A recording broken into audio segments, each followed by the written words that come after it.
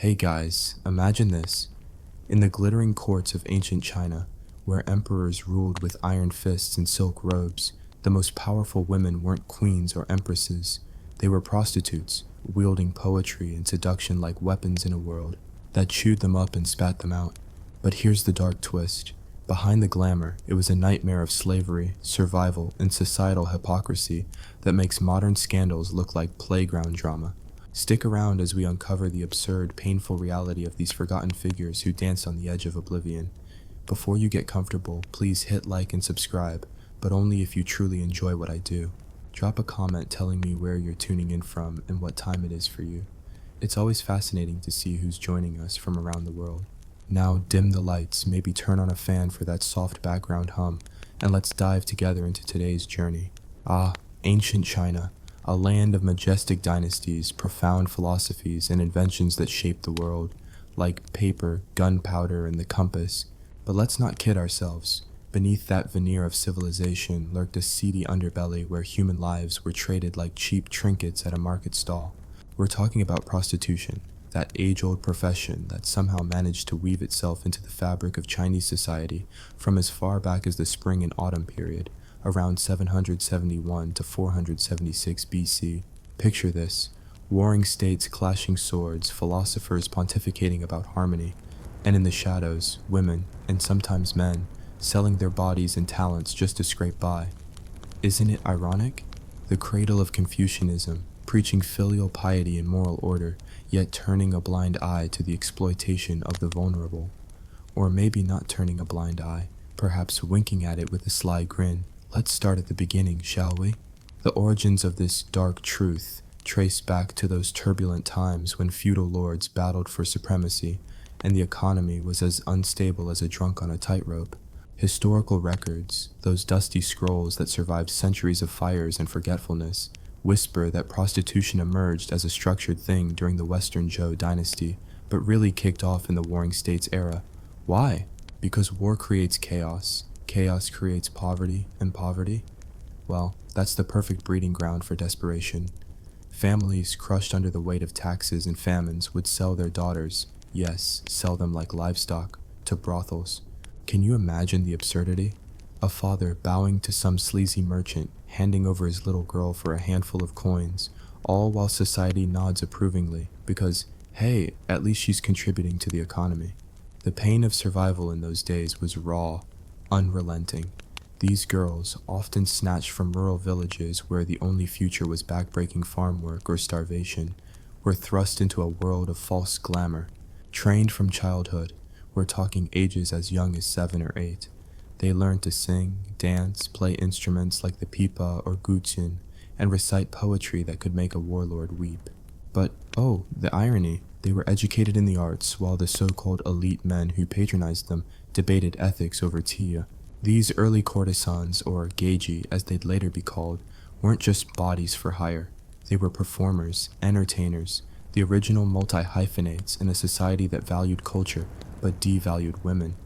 Yet, the dark truth?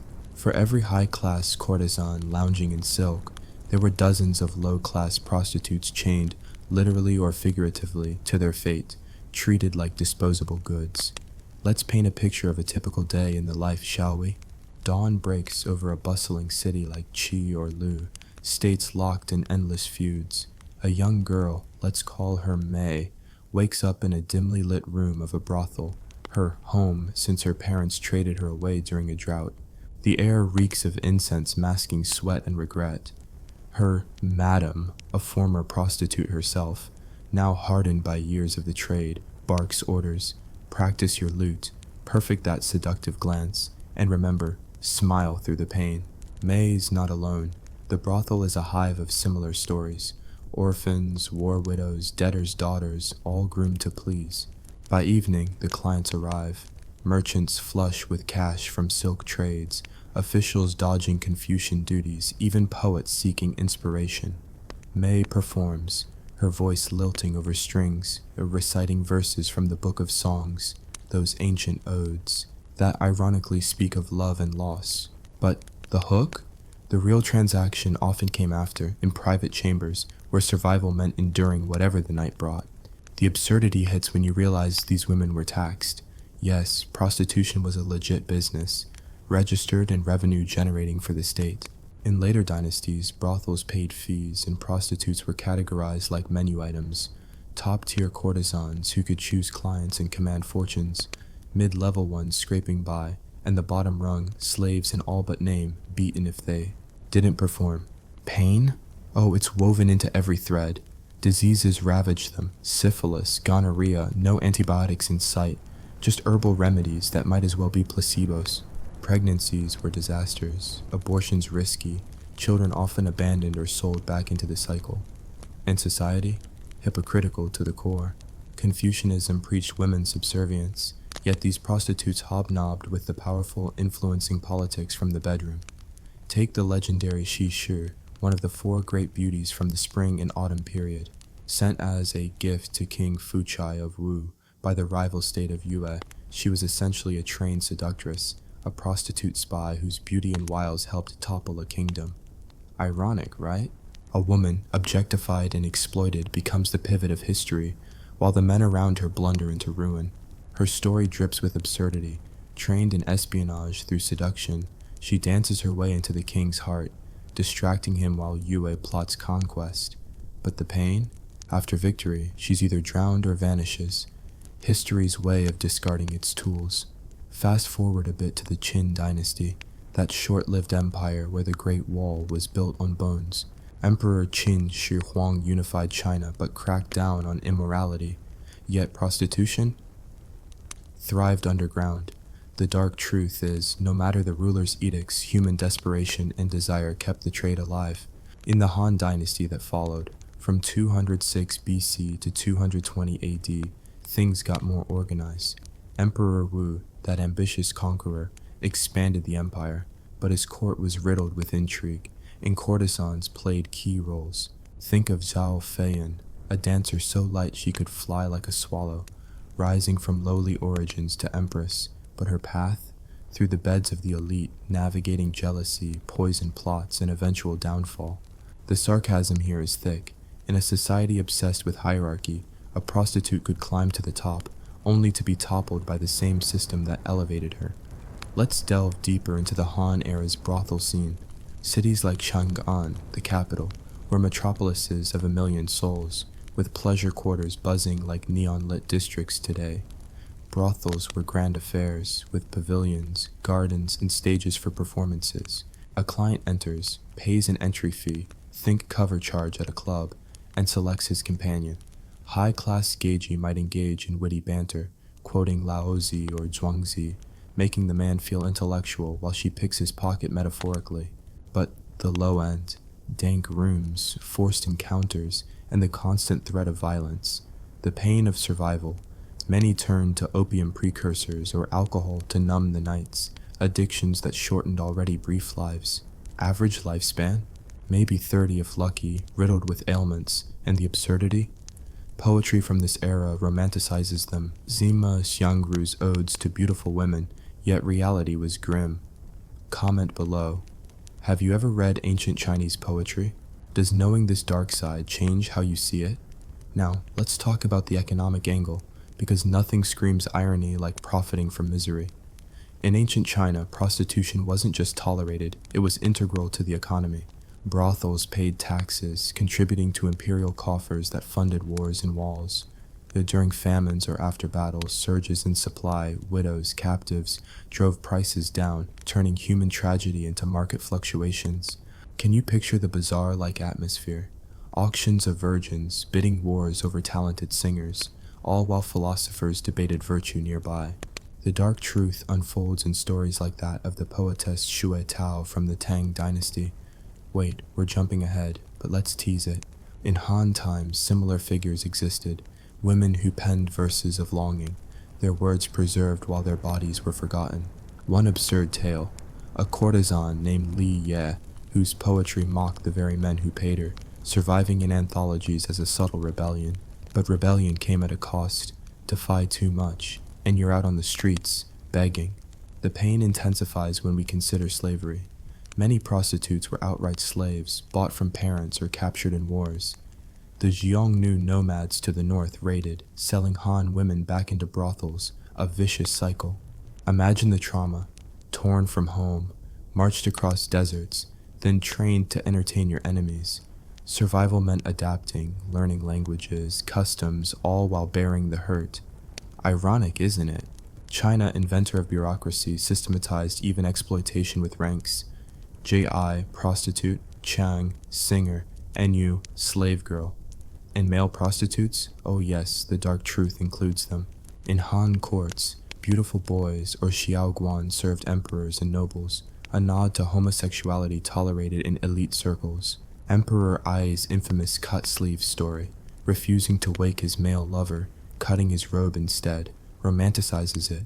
But for the boys, often eunuchs or slaves, their lives a mix of favor and peril, fall out of grace, and its execution or worse.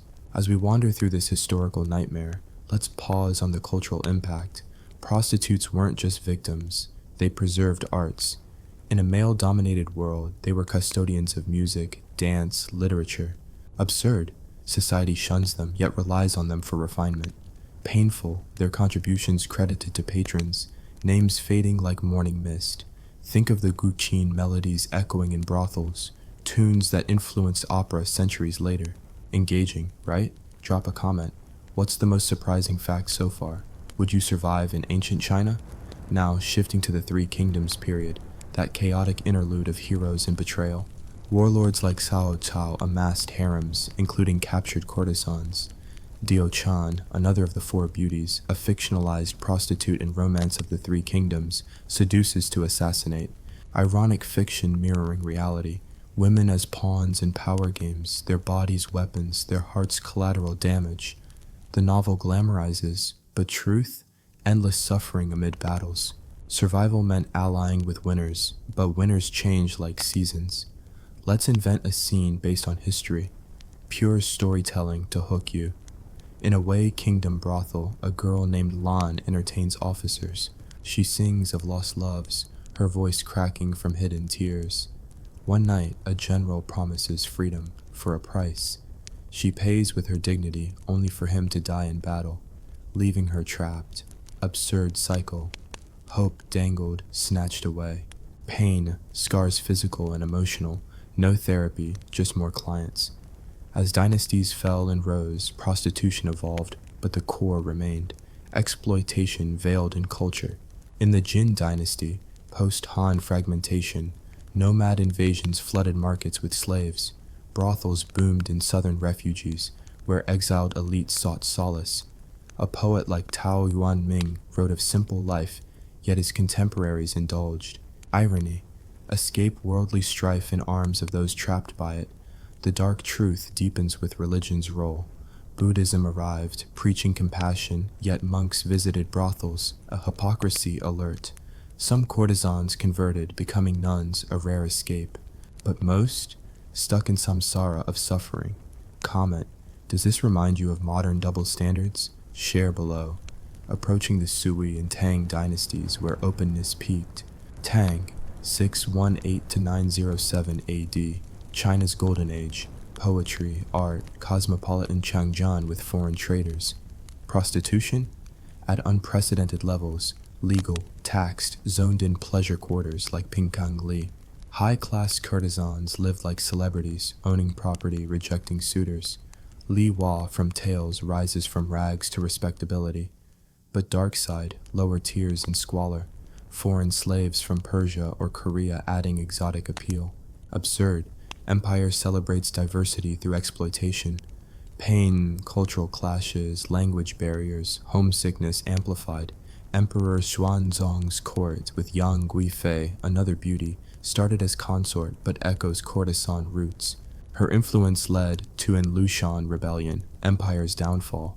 Ironic, a woman's allure topples dynasties again. In Tang brothels, exams for courtesans. Yes, tests on arts. Pass and you're elite. Fail, demoted, bureaucracy even here. Survival meant constant performance. Aging out meant poverty. Many suicided or begged. The poetry of Du Fu or Li Bai often mentions these women, romantic yet revealing hardship. Li Bai's drinking with moon masks carousing in brothels. Engaging twist, some courtesans were poets themselves, like Yu Xuanji, executed for murder, but leaving verses of defiance. Her life, sold young, rises, falls, painful arc. As we wrap this first part, wait, we're just warming up, but word count demands a pause. We've journeyed from origins to Tang's peak, uncovering irony, absurdity, pain, but there's more. Song refinements, Ming moralism, Qing excesses. Stay tuned for part 2, where things get even darker. Comment your thoughts. What shocked you most? From where and when are you watching? Let's keep the conversation alive. Until next time, reflect on how history's shadows linger. Alright, let's dive back into the sordid saga of prostitution in ancient China, picking up where we left off in the dazzling yet desperate world of the Tang dynasty, that golden age where silk flowed like rivers and hypocrisy was practically an art form. If you thought the first part was a wild ride through irony and pain, buckle up. This second chapter cranks the absurdity to 11, with a side of survival so brutal it makes dystopian novels look like fairy tales. Drop a comment below. What's the most messed up thing you've learned so far about ancient China? And let me know where you're watching from, city, country, maybe the moon, and what time it is there. Let's keep this global convo spicy. Here we go, part 2, straight into the muck of history. The Tang dynasty, 618 to 907 AD, was a China's high noon, cosmopolitan, cultured, and crawling with contradictions. Chang'an, the capital, was the Vegas of its day. 1 million people, foreign traders haggling over silk and spices, and pleasure quarters like Pinkang Li pulsing with music, wine, and whispered deals. Prostitution wasn't just a side hustle. It was a state-sanctioned industry, taxed and regulated like a modern corporation. Picture this: government officials, those upright Confucian bureaucrats, collecting fees from brothels while preaching morality in their day jobs. The irony's so thick you could cut it with a chopstick. These pleasure quarters were like theme parks of debauchery, grand pavilions where elite courtesans, the rock stars of their time, strummed lutes, penned poetry, and charmed the socks off poets and princes. But for every glamorous gaugey sipping tea with Li Bai, there were hundreds of lower-tier prostitutes scraping by in dingy rooms, their lives a grim cycle of exploitation and exhaustion. The dark truth? The system didn't just allow this, it thrived on it. Let's zoom into Pinkang Li, the heart of Tang's red light district. Imagine a bustling street lined with lanterns, the air heavy with jasmine perfume and the clink of coins. A young woman, let's call her Chunhua, stands at a balcony, her silk robes catching the moonlight. She's trained since childhood to be the perfect companion. Her Guqin melodies could soothe a tiger, her poetry rivals Dufu's, and her smile, a weapon honed to perfection. Clients, merchants, generals, even Buddhist monks sneaking out of monasteries pay a premium for her time. She's a courtesan, not a slave, so she has some say, rejecting the drunkards or haggling for better terms. Sounds glamorous, right? Here's the hook. Her freedom's an illusion. She's in debt to her madam for training, clothes, even the rice she eats. One wrong move, offend a powerful client, age out of beauty, and she's demoted to the lower tiers, where life's not so poetic. Survival meant playing the game flawlessly, every night a performance to dodge poverty or worse. Now, let's flip to the other side of the coin, the women who didn't get to choose. In the shadow of those glittering pavilions were the low-class brothels, where the word choice was a cruel joke. These women, often slaves from war-torn regions or sold by desperate families, lived in squalor. Their clients, not poets seeking inspiration, but soldiers, laborers, or anyone with a few copper coins. The rooms reeked of cheap wine and despair, and violence was a daily guest. Beatings for refusing a client, starvation for not earning enough. Survival here was a raw, animal instinct. Diseases like syphilis spread like wildfire, untreated because who cares about a slave's health? The absurdity? These women were still taxed, their misery fueling the empire's coffers. Imagine the gall, the state profiting off bodies it deemed worthless. Comment below. Does this hypocrisy remind you of anything in today's world? Spill your thoughts. The Tang era's openness meant foreigners flooded Chang'an, Sogdians, Persians, Koreans, even Arabs, bringing exotic appeal to the trade. Brothel owners capitalized, marketing foreign beauties like rare commodities. A Korean girl, kidnapped during a raid, might be dressed in Han silks and sold as a princess to some lustful official. The pain of displacement was crushing. Imagine being torn from your homeland, forced to learn a new language, and perform for men who mocked your accent. Yet, these women adapted, some even becoming legends. Take Yu Xuanji, the poetess courtesan we teased last time. Born poor, sold into the trade, she mastered poetry, seducing scholars with her wit. But her story's no fairy tale. She was executed for allegedly murdering a rival. Her poems, dripping with defiance, survive. My heart's not made of stone, yet it endures. Ironic, right? Her words outlasted her body, but only because men decided to preserve them. Let's talk about the men, because oh boy, the hypocrisy deserves its own scroll. Tang society was Confucian to the core. Women belonged in the home, serving husbands, bearing sons. Yet, the same men who quoted Confucius by day spent nights in brothels, justifying it as culture. Poets like Li Bai and Du Fu immortalized courtesans in verse, romanticizing their grace while ignoring their suffering. Li Bai's drunken odes to moonlit beauties were probably written mid-bender in a pleasure house. The dark truth? These men weren't just patrons, they shaped the system. Emperors like Xuanzong, besotted with Yang Guifei, elevated consorts who started as entertainers, only to let them take the fall when rebellion loomed. Yang's execution during the An Lushan revolt, a scapegoat for male failures. Absurd. A woman's charm builds empires, her neck catches the sword when they crumble. Speaking of rebellion, the An Lushan chaos of 755 to 763 AD shook Tang to its core, and prostitutes felt the tremors. War meant more captives. Women from fallen cities sold into brothels, flooding the market. Prices plummeted, survival got uglier. A courtesan who once commanded gold might now beg for scraps, her skills useless in a world of looting and famine. Yet, some thrived in chaos. Stories tell of courtesans turning spies, seducing generals for secrets. One tale, possibly apocryphal but too good to skip, describes a courtesan named Hong who infiltrated a rebel camp, got the leader drunk, and smuggled battle plans to Tang loyalists. Heroic? Sure. But the reward? Back to the brothel, no parade. The pain of being a tool, used and discarded, stings through the centuries. Let's invent a scene to hook you deeper. Picture a Tang brothel post-rebellion, 760 AD. The city's half ruined, but the pleasure quarter's back in business. Warriors need their distractions. A girl named Mei Ling, once a farmer's daughter, now a low-tier prostitute, serves drinks to scarred soldiers. Her hands tremble. Last week, a client broke her wrist for disobedience. She dreams of escape, but where? The madam watches like a hawk, and the streets mean starvation. One night, a poet fleeing the capital offers to buy her freedom for a poem. She writes one, pouring her pain into ink. Caged bird sings, but wings are clipped. He's moved, pays her debt, then leaves. Freedom, a lie. Another madam buys her contract. Absurd cycle, relentless pain. Comment, could you write a poem like Mai Ling's? Try it below.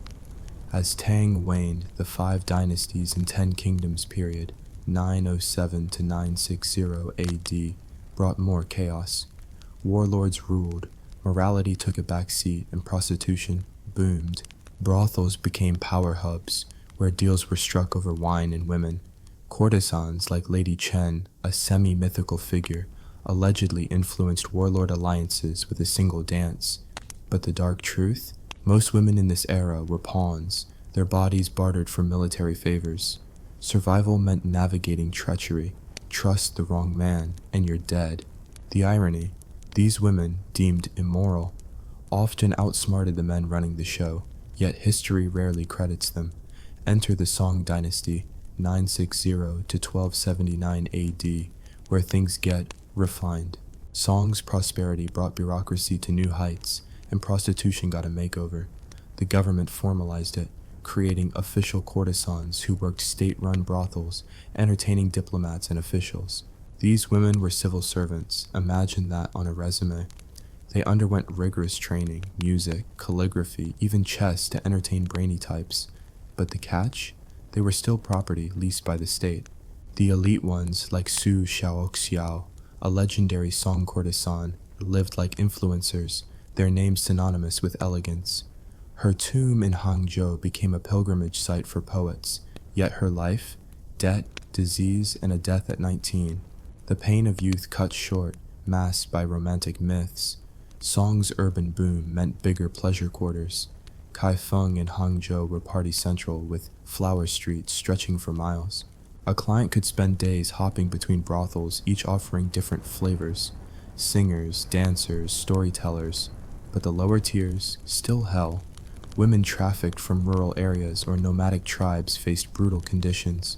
The Mongols, lurking north, sold captives into song markets, adding ethnic diversity to the misery. Absurd, a cosmopolitan empire priding itself on culture, yet built on human trafficking. Survival for these women meant learning fast, new dialects, new customs, or fading into obscurity. Let's talk about the arts, because here's where irony shines. Song courtesans were cultural powerhouses. They preserved music like the haunting tunes of the erhu and poetry that rivaled the literati. Liu Yong, a song poet, wrote lyrics so intertwined with courtesan culture that they were banned for immorality, yet sung for centuries. These women were muses, but at what cost? Their lives were performances, their pain fuel for art. A courtesan named Yan Rui, jailed for her sharp tongue, wrote poems mocking her captors. Released, she vanished, likely dead. The dark truth, talent didn't save you, it just made your cage prettier. Religion's role grew weirder in song. Buddhism and Taoism preached detachment, yet monks were regular brothel goers. Some courtesans, seeking redemption, became nuns, but the path was narrow. Most faced societal scorn, once a prostitute, always tainted. The pain of stigma was eternal, even death didn't erase it.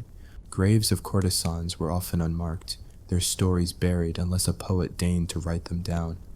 Comment: does this erasure hit you hard? What's a modern parallel? As Song faced Mongol invasions, the trade shifted. Military camps sprouted brothels servicing soldiers. Women followed armies, living in tents, their bodies payment for protection. Survival meant mobility, but danger was constant. Rape, murder, abandonment. The Yuan dynasty, Mongol-led, loomed. When Song fell in 1279, the dark truth intensified. Entire cities of women enslaved shipped north. A courtesan named Wen Wan, real or legend, sang for a Mongol Khan, hoping for mercy. She got none, executed for spying. Absurd. Her art, her weapon, became her noose. Let's pause on a story to keep you hooked. In a Song brothel, 1270 AD, a girl named Shu dances for a Mongol envoy. Her movements are fluid, her smile practiced, but her heart races. She's heard of villages burned, women taken. She slips a note to a Song spy, hidden in her sleeve, risking death for a flicker of resistance. The spy escapes, she doesn't. Her fate? Lost to history, like so many.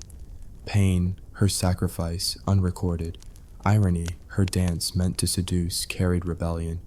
As we close part 2, the Yuan dynasty beckons, where Mongol rule flips the script.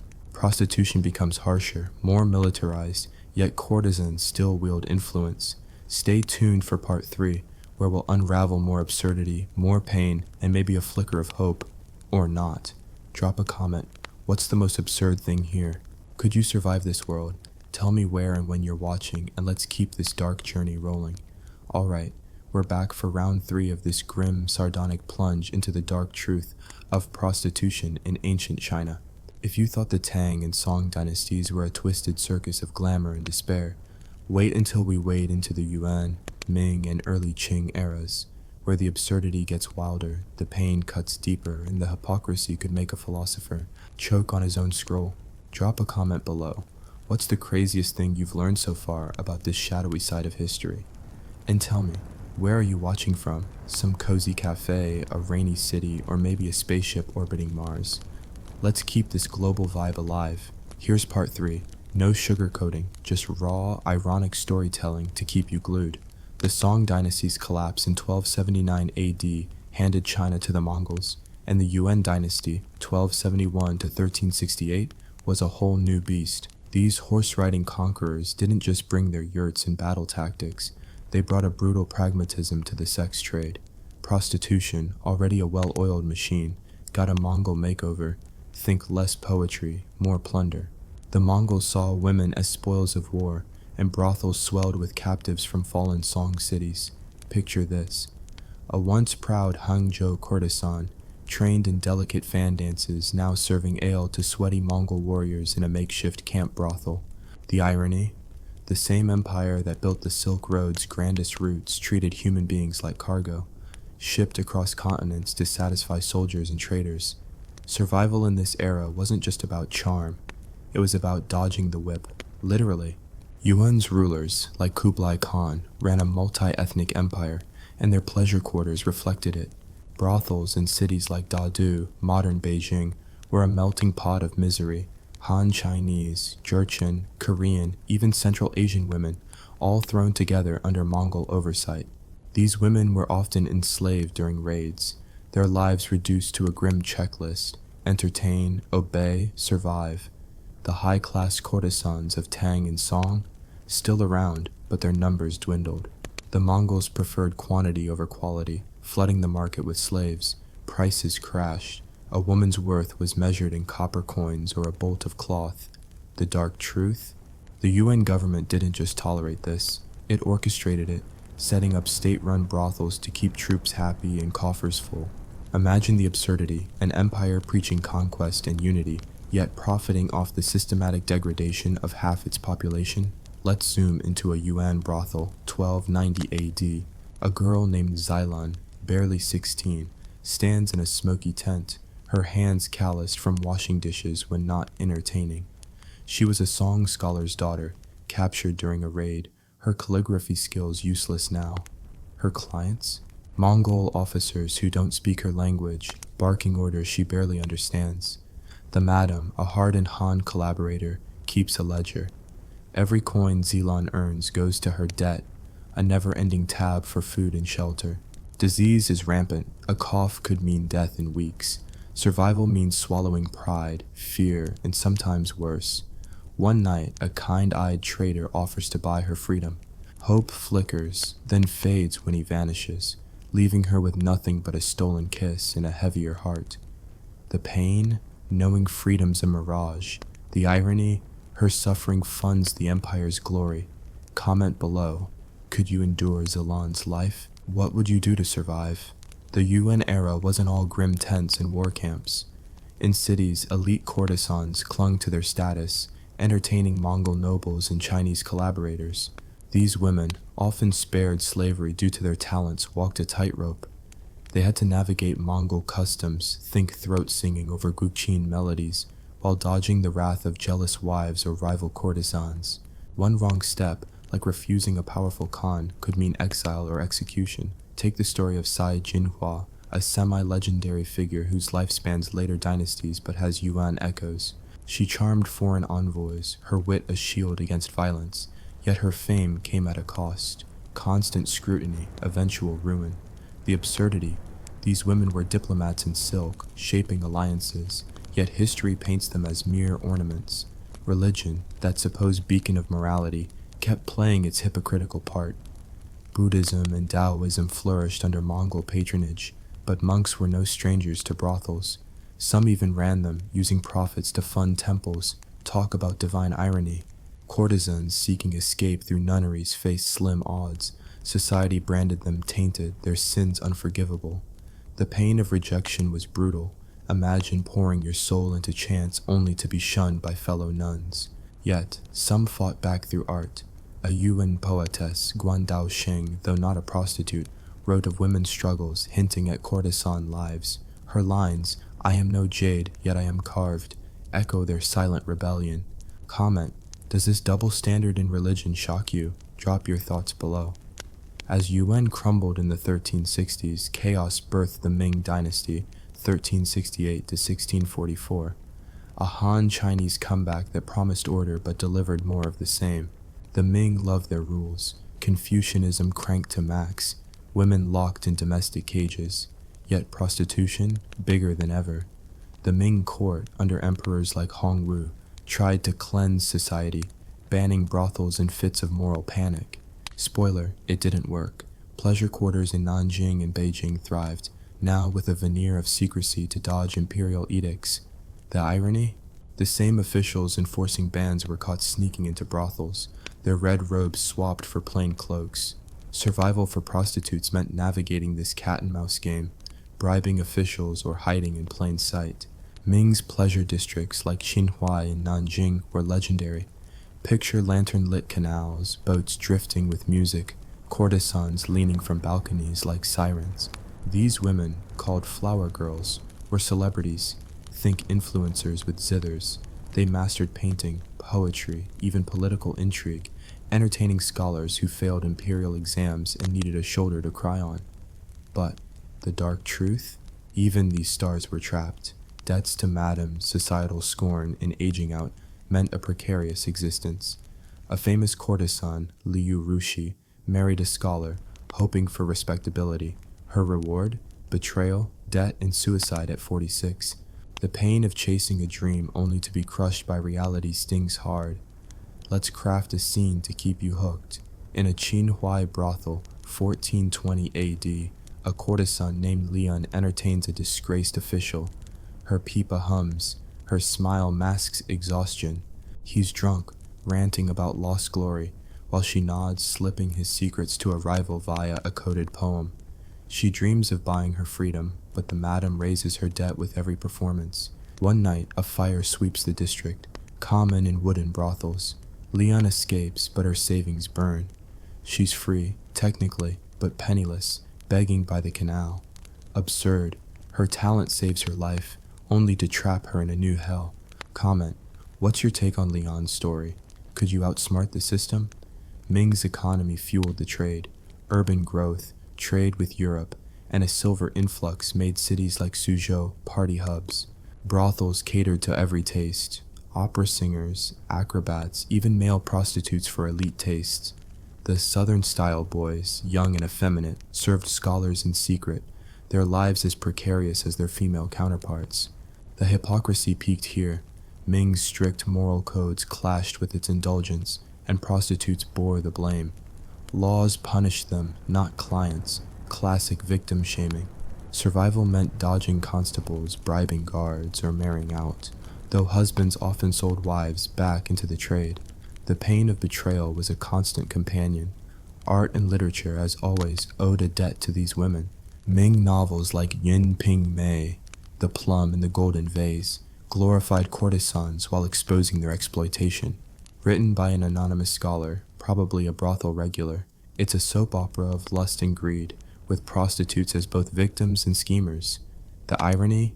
The book was banned for obscenity, yet its author likely penned it in a pleasure house. Courtesans like Chen Yuan, blamed for sparking a rebellion, became myths, their real struggles erased. Her lover, a general, lost her to another, triggering chaos. Absurd, one woman's beauty blamed for a dynasty's fall. As Ming weakened, the Manchus loomed, ushering in the Qing dynasty, 1644 to 1912. Early Qing was a cultural clash. Han traditions versus Manchu pragmatism. Prostitution? It exploded. Beijing's Bada Hutong district became infamous, with the brothels ranked like restaurants, 1 to 4 banners. Top-tier courtesans lived like queens, but the lower ranks, squalor, disease, death. The Qing tried regulating, issuing licenses, but corruption let the trade run wild. A new twist, opium. Introduced via trade, it hooked countless prostitutes, numbing their pain but chaining them to addiction. The dark truth, an empire fighting foreign influence, embraced a drug that destroyed its own. Let's paint a Qing scene, 1680 AD. In Bada Hutong, a girl named Shuang, sold by her brother during a famine, serves tea to a Manchu bannerman. Her feet, bound since childhood, ache, beauty's price. She sings a Han melody, a subtle act of defiance, but he doesn't notice, too drunk on opium-laced wine. Shuang's addicted too, her earnings spent on the pipe. One night, she overhears a plot against a local governor. She passes it to a spy, hoping for reward. Instead, she's beaten for eavesdropping. Survival, a daily gamble. Irony, her voice, her power, nearly gets her killed. Comment, what's Shuang's next move? Share your ideas below. Qing's global trade brought new faces, European sailors, Japanese merchants, adding diversity to the trade. Brothels marketed exotic women, a grim echo of Yuan's tactics. The pain of cultural alienation grew. A Vietnamese girl might serve a Dutch trader, neither understanding the other, their transaction a silent tragedy. Yet, some courtesans wielded influence. Tsai Jinhua, now in her Qing prime, allegedly saved Beijing during the Boxer Rebellion by charming foreign diplomats. Truth or myth, doesn't matter. Her life ended in poverty, her legend outshining her pain. As we wrap part 3, the Qing's excesses set the stage for part 4, where modernity creeps in and the dark truth gets uglier. From opium dens to colonial pressures, the stakes rise. Stay tuned for the finale, where we'll see if redemption's possible, or if the cycle just spins on. Drop a comment. What's the most shocking bit so far? Where and when are you watching? Let's keep this dark dive rolling. Here we go, the final act of our twisted tale through the dark truth of prostitution in ancient China. If you've stuck with us through the Tang's glittering hypocrisy, the Song's refined misery, and the Yuan and Ming's brutal absurdities, brace yourself. The Qing dynasty's late chapters and the dawn of modernity crank the stakes to a whole new level of grim. This is where opium clouds, colonial shadows, and crumbling empires collide, turning the pleasure quarters into a chaotic stage of survival, betrayal, and fleeting defiance. Drop a comment below. What's been the most gut-punching moment so far? And let me know where you're tuning in from. Maybe a snowy mountain cabin or a bustling city at 3 a.m. Keep this global convo alive. Let's dive into part 4. No fluff, just the raw, ironic, and painful truth to keep you hooked. The Qing dynasty, stretching from 1644 to 1912, was China's last imperial hurrah, a sprawling empire grappling with tradition and the West's encroaching claws. Prostitution, already a grim fixture, hit new lows as global trade and internal decay fueled an explosion of vice. Beijing's Bada Hutong district, with its ranked brothels, 1 to 4 banners like some perverse Michelin guide, was the epicenter. Top-tier courtesans draped in embroidered silk entertained Manchu nobles and foreign diplomats, their wit and music masking lives tethered to debt and danger. But the lower tiers? A nightmare of cramped rooms, disease, and opium haze. The dark truth, Qing's moral posturing, Confucian virtue, Manchu honor, meant nothing when brothels were cash cows for corrupt officials. The irony, an empire fighting to preserve its purity against foreigners, profited most from selling its own people.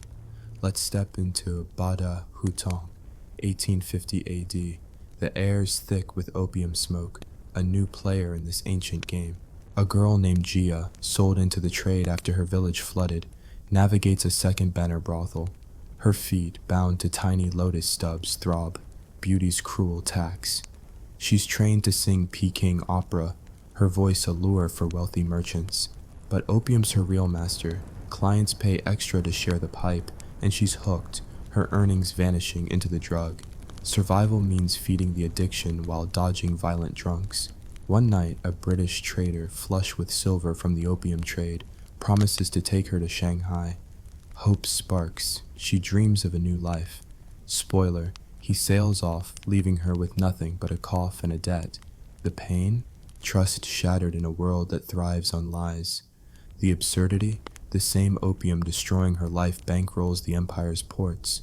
Comment. Could you resist Jia's temptations or fall like she did? Share below. Opium's rise in Qing China was a game changer, turning brothels into dens of addiction. By the 19th century, the British and other Western powers were dumping opium into China, reaping profits while the Qing court wailed about foreign corruption. Ironic, right? The emperor banned the drug but turned a blind eye to its use in pleasure quarters, where it kept both prostitutes and clients docile. For women like Jia, opium wasn't just escape, it was survival, numbing the trauma of nightly exploitation. But the cost? Addiction ate their bodies faster than disease. Life expectancy in these brothels plummeted. 25 was old age. The dark truth: society blamed the women, not the system, for their weakness, while officials smoked the same pipes in secret. The Taiping Rebellion, 1850 to 1864, threw gasoline on this mess. This quasi-Christian uprising, led by a man claiming to be Jesus' brother, ravaged southern China, displacing millions. Women, as always, paid the price. Refugees flooded cities like Shanghai and Guangzhou, and brothels swelled with desperate newcomers. The Qing military fighting rebels set up camp brothels, portable misery for soldiers on the move. Imagine the absurdity: an empire battling a holy rebellion, yet sanctioning mobile dens of vice to keep troops loyal. Survival for these women meant following armies, living in tents, their bodies bartered for scraps. A rebel victory might free them, or not. The Taiping's Puritan streak condemned prostitutes as sinners, offering conversion or death. Pain: no side in this war saw them as human. Let's craft a scene to grip you. In a Guangzhou brothel, 1860 AD, a girl named Mei Lan serves tea to a Qing officer. Her face is painted white, hiding scars from a client's rage. The brothel is a war zone relic, half burned, reeking of sweat and opium. Mei Lan's a survivor of a Taiping raid, sold by her uncle to settle debts. She overhears the officer plotting to betray his general.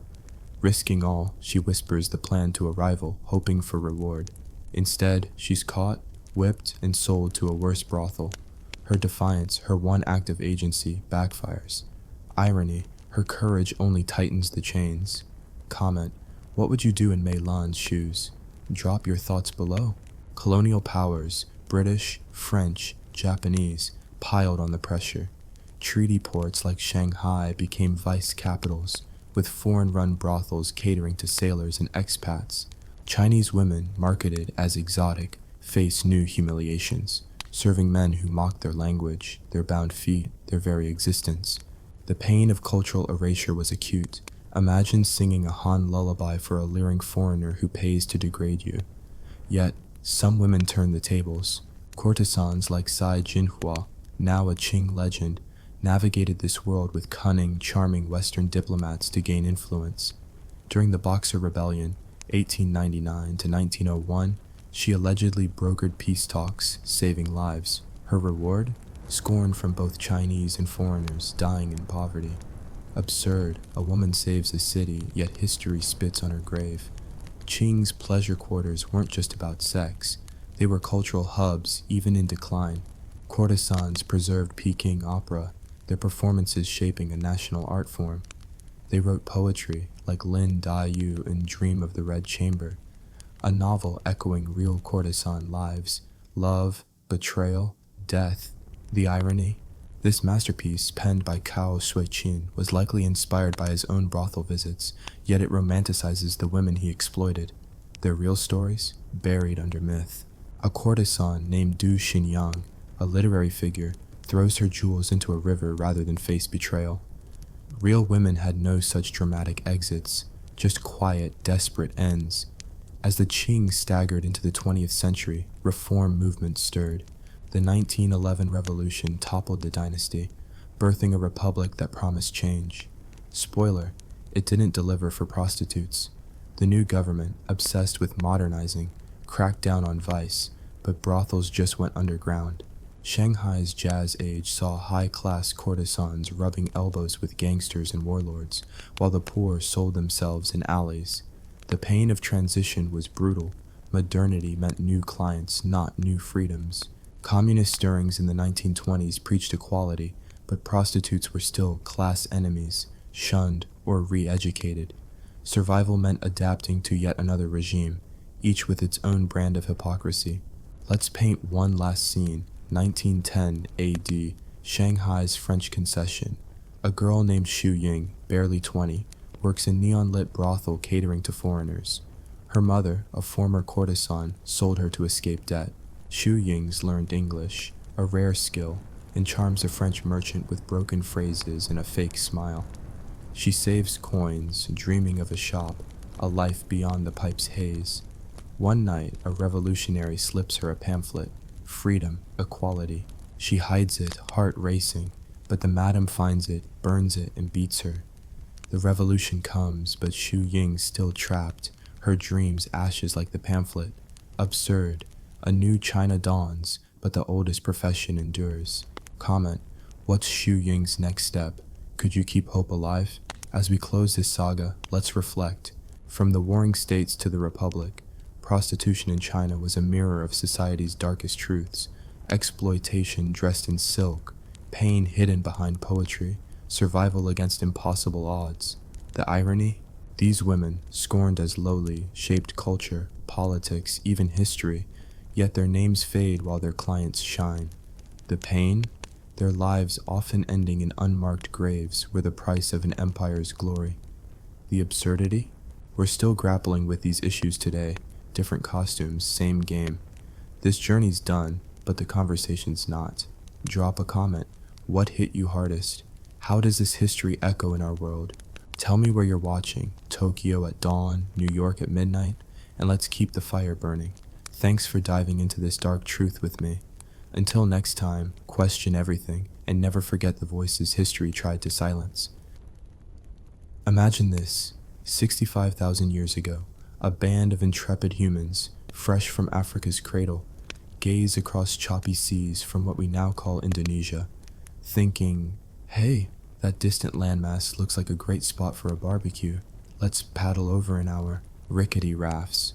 Little did they know, Australia was a death trap disguised as paradise. Venomous everything, scorching sands and floods that could swallow villages whole. Yet, these first Aussies not only survived, but built one of humanity's longest unbroken cultures, outlasting empires and ice ages with sheer grit and a dash of cosmic storytelling. But, oh, the irony, their paradise became a prison of isolation, where survival was a daily absurd gamble against nature's cruel jokes. Buckle up for a sarcastic spin through 60,000 years of triumph and torment. Drop a comment. If you were one of those first migrants, what ridiculous modern gadget would you wish you had? A GPS? Sunscreen? Let's hear it below. The Great Australian Odyssey begins not with a bang, but with a splash. Humans dipping their toes into the unknown, crossing from Southeast Asia during the Pleistocene era, when sea levels were lower, exposing land bridges like Sahul, that ancient supercontinent linking Australia, New Guinea, and Tasmania. Scientists bicker like academics at a bar fight over the exact date. Some pin it at 65,000 years ago, based on artifacts from Madja Baby Rock Shelter in Arnhem Land, where axes, ochre, and grinding stones whisper of early ingenuity. But wait, toss in some ancient DNA drama from 2025 studies challenging that timeline, suggesting maybe 50,000 years instead, because why not keep the mystery alive? The absurdity? These folks weren't just wandering. They navigated treacherous waters in canoes or on foot across now submerged paths, dodging megafauna like giant kangaroos and wombats the size of cars, all while Mother Nature chuckled, "Good luck, mates." The pain of survival hits hard from day one. Imagine arriving on a continent that's basically a giant oven with fangs. No user manual, no TripAdvisor reviews, just endless eucalyptus forests, arid deserts, and coastal mangroves teeming with crocs that view you as lunch. These early humans, likely in small groups of 20 to 50, had to adapt or perish. They hunted with spears tipped in stone, gathered bush tucker like yams and berries that could poison if misidentified, and learned fire management to reshape the landscape, burning scrub to flush out game and encourage regrowth. Ironic, isn't it? In a land where water is scarcer than honesty in politics, they mastered boomerangs, not just for hunting, but as multifunctional tools that could dig, chop, and even make music. Survival wasn't a hobby, it was a brutal full-time job, with famines from droughts that lasted years, forcing migrations and tough choices like infanticide in desperate times, a heartbreaking echo of nature's indifference. Yet, amid the torment, ingenuity bloomed. They developed complex kinship systems to avoid inbreeding in isolated groups, trading ochre over hundreds of kilometers, hinting at early social networks that make modern Facebook look primitive. Picture the scene. A family huddles around a campfire under a star-studded sky so vivid it mocks city lights, sharing stories that aren't just bedtime tales but survival blueprints wrapped in mythology. Enter the dream time, that eternal everyone, where ancestral beings shaped the world in a cosmic DIY project gone wild. The rainbow serpent slithering through the land, carving rivers and mountains with its body only to demand respect or unleash floods. Talk about a temperamental landlord. Absurd? Absolutely. These beings weren't distant gods, but shapeshifters who became rocks, trees, and animals, embedding moral lessons in the landscape. Break a taboo like hunting in a sacred site, and bam, you're cursed with bad luck or worse. The pain woven in. These stories born from real hardships, like the seven sisters fleeing a lustful pursuer across the sky. Becoming the Pleiades constellation, a tale of pursuit and escape mirroring the dangers women faced in a harsh world. Comment below, what's your favorite myth from any culture, and how does it stack up to the Dreamtime's wild rides? As millennia ticked by, 10,000, 20,000 years, these first peoples diversified into over 250 language groups, each with dialects as unique as fingerprints, adapting to environments from tropical rainforests in Queensland to the icy winds of Tasmania. In the north, they fished with pronged spears, navigating mangroves where one wrong step meant croc snack. In the central deserts, they dug soakages for water, surviving on witchetty grubs and honey ants, nature's reluctant snacks. The historical absurdity peaks when you realize they never advanced to agriculture like Eurasians. Why bother farming when the land provides if you know its secrets? But, oh, the irony. This hunter-gatherer lifestyle kept them healthier, with diverse diets preventing the diseases that plagued settled societies, yet it left them vulnerable to later invaders who saw empty land ripe for the taking. Survival's pain etched in every scar. Mega droughts around 40,000 years ago forced retreats to waterholes, where competition sparked conflicts resolved through songlines.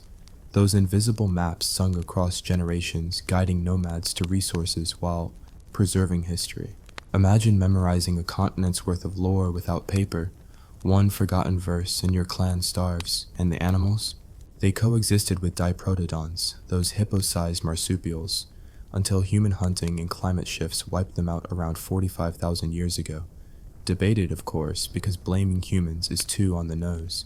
Yet, these people thrived, population swelling to perhaps 750,000 by the time Europeans crashed the party, building semi-permanent villages in fertile areas, like eel farms in Victoria, where stone weirs trapped fish in a genius of engineering that mocks modern sustainability fads.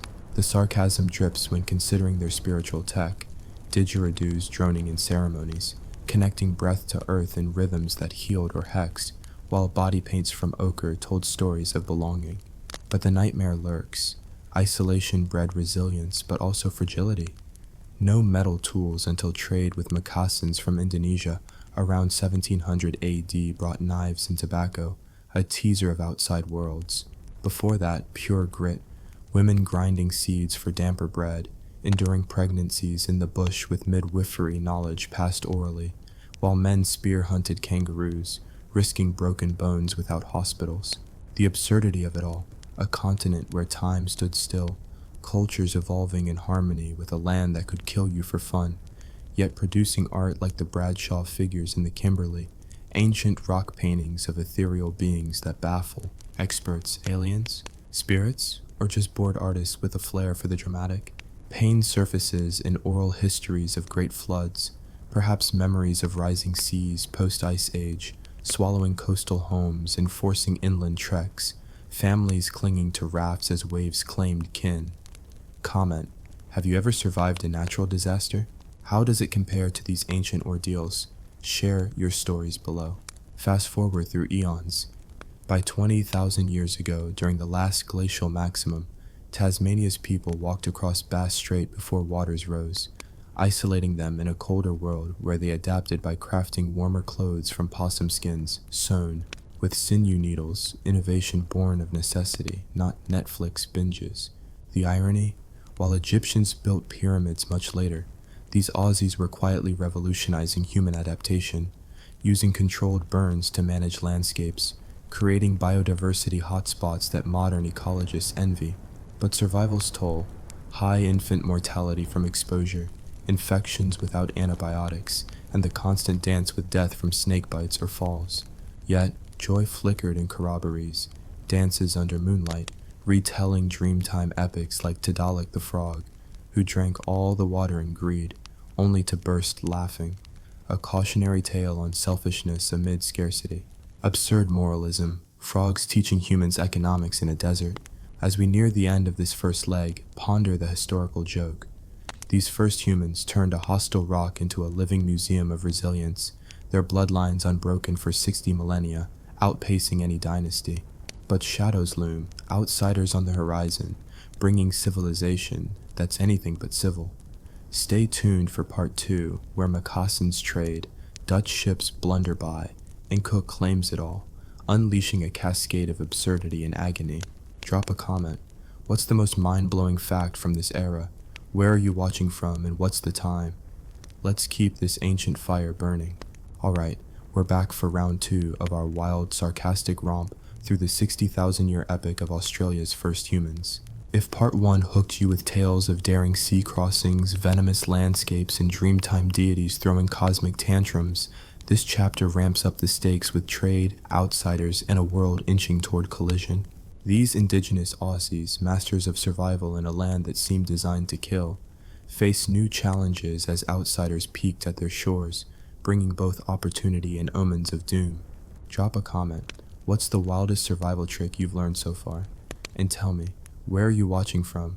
A beachside shack, a snowy village, or maybe a desert under the stars? Let's keep this global campfire roaring. Here's part 2, dripping with irony, absurdity, and the raw pain of thriving against all odds. Picture Australia 10,000 years ago, as the Ice Age loosens its grip and the continent settles into its modern shape. Vast, straight floods, Tasmania's cut off, and the first humans are now fully entrenched, their footprints etched across deserts, rainforests, and coasts. These folks, spread into hundreds of nations, each with its own language and lore, are the ultimate survivalists, laughing in the face of a land where even the plants can kill you. Spinifex grass, sharp enough to slice skin. Emu bush, poison unless you know the trick. Yet they turn this death trap into a home, weaving a cultural tapestry so rich it makes modern influencers look like amateurs. The irony? While Mesopotamia's farmers were just figuring out wheat, these hunter-gatherers were engineering ecosystems with fire, creating grasslands for kangaroos to hunt and edible plant patches that mocked the need for plows. Absurd, right? No agriculture, yet they ate better than many ancient civilizations, with diets of fish, fruits, and grubs that kept scurvy at bay. Take that, European sailors. Survival's pain was relentless, though. Imagine a family in the central desert where rain might skip a decade. Water's the currency of life, and they dig soakages, shallow wells and dry riverbeds, guided by songlines, those musical GPS tracks passed down for generations. One wrong note, and you're lost, dying of thirst under a sun that doesn't care. Women, often the gatherers, carried babies while foraging for bush tomatoes, their knowledge of edible versus deadly plants a matter of life or death. Men hunted megafauna, think 2-ton diprotodons, until climate shifts and overhunting thinned them out around 40,000 years ago, forcing a pivot to smaller game like wallabies. The dark truth? Every meal was a gamble. A bad hunt or a drought could mean starvation, and elders sometimes chose to go walkabout alone, sacrificing themselves to save the clan. Comment, could you make that choice? What's the toughest survival decision you faced? Share below. Let's zoom into a scene, 8000 BC, Arnhem Land. A young woman, Nura, kneels by a mangrove swamp, spearing fish with a pronged stick. Her clan's nearby singing a Dreamtime story of the barramundi fish, who carve the rivers with her leaps. Nura's hungry. Last week's hunt failed, and her little brother's too weak to walk. A crocodile's eyes glint nearby. One misstep, and she's gone. She lands a fish, but a storm looms, threatening to flood their camp. Racing back, she shares the catch, her hands trembling from exhaustion. The clan moves to higher ground, guided by her memory of a songline's verse about a hill shaped like a turtle. Survival, a daily dance with death. Irony, her song saves them, but no one writes her name. Absurdity, nature's beauty is its cruelty. Now, fast forward to around 4,000 years ago when Australia's isolation starts to crack. Enter the moccasins, seafaring traders from what's now Indonesia, sailing to northern shores in search of trepang, sea cucumbers, the ocean's slimy gold, prized in Chinese markets. These visitors, arriving seasonally, brought knives, cloth, and tobacco, trading with the Yongu and other coastal peoples. The first Aussies weren't just passive recipients. They drove hard bargains, swapping labor and local knowledge for metal tools that made fishing and carving easier. The irony? These early globalists were trading luxury goods while Europe was still brawling over mud villages. But the pain crept in. Tobacco introduced addiction, and Macassan diseases, possibly smallpox, hit hard, with no immunity to shield indigenous bodies. Some Yolngu joined Macassan crews sailing to Sulawesi, only to return with tales of strange lands, or not return at all, lost to storms or slavery. Survival meant adapting to outsiders, but each trade risked cultural erosion. The Macassan era birthed hybrid cultures. Think Yongu songs mentioning Makassar, and rock art showing prow boats with sails. But the dark truth? These exchanges foreshadowed exploitation. Macassans sometimes kidnapped women or men for labor, leaving scars in oral histories. A story from Arnhem Land tells of a girl, Laren, traded for a knife, only to escape and swim home across shark-infested waters. Her clan sang her bravery, but the trauma lingered, a warning of outsiders' double-edged gifts. Comment: have you ever bartered for something? How'd it go? Drop your story below. By 1000 AD, Australia's indigenous peoples had perfected their systems. Complex trade networks stretching thousands of kilometers, carrying pearl shells from the Kimberley to South Australia, ochre from the Flinders Ranges to Queensland. These weren't just goods, they were currency in a social economy, binding clans through marriage and ceremony. The absurdity? No coins, no banks, yet a continent-wide market run on trust and memory. Pain hit when disputes flared.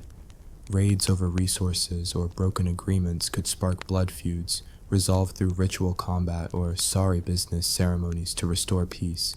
Women, often mediators, used their status as keepers of lore to broker truces, their voices carrying weight in a patriarchal setup. Ironic, in a land of warriors, women's stories held the real power.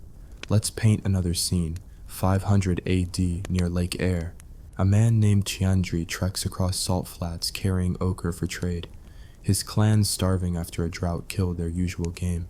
He sings a songline to find a waterhole, each verse a map to survival. At the trade camp, he swaps ochre for fish hooks from coastal clans, but tensions rise. A rival accuses him of shorting the deal. Spears are raised, but Chandri's sister, a lore keeper, steps in, reciting a shared Dreamtime tale of unity. The fight fizzles, but Chandri's injured in a scuffle, limping home with hooks but no guarantee of food. Pain, his sacrifice might not save his kin. Irony, his songline, a cultural masterpiece, is just another day's work. Now, the outside world creeps closer. By the 1600s, Dutch sailors stumble onto Australia's west coast, naming it New Holland, because originality wasn't their thing. They didn't stick around, too busy crashing into reefs or muttering about barren lands. But their logs, like Willem Jan Zoon's 1606 landing in Cape York, mark first contact. The indigenous response? Wary curiosity. Some traded fish for trinkets, others threw spears, sensing trouble. The absurdity: Europeans discovered a continent already home to 1 million people, whose star-based navigation rivaled sextants. The pain: these fleeting visits hinted at invasions to come, like storm clouds on a clear day. The Dutch weren't alone. Chinese junks, and maybe even Portuguese stragglers, skimmed Australia's edges, leaving beads or tamarind seeds in archaeological whispers. But no one colonized, yet.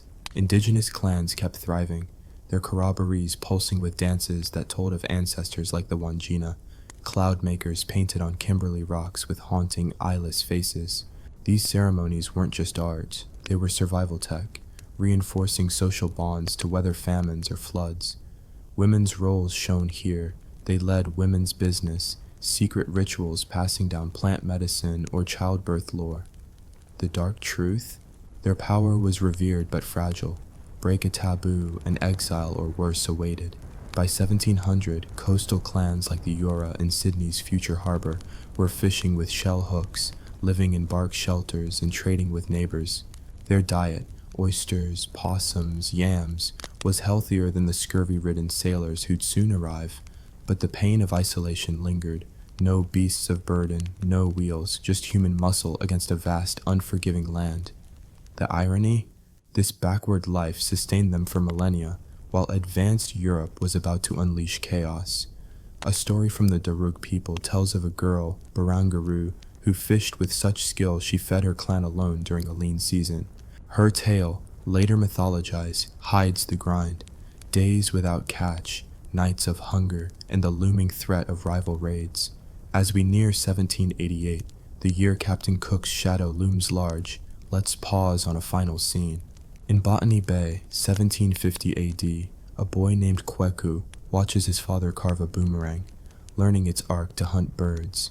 The clans gathered for a corroboree, dancing under a meteor shower, singing of the Amu in the sky, a constellation guiding their migration. Kweku's mother paints ochre on his face, whispering of ancestors who'll protect him, but a strange sail glints on the horizon. Dutch? Moccasin? It passes, but the boy feels a chill. Survival. His family's mastered it for eons. Irony. Their world's about to be upended by men who can't even navigate without maps. Comment. What's Kweku's clan in for?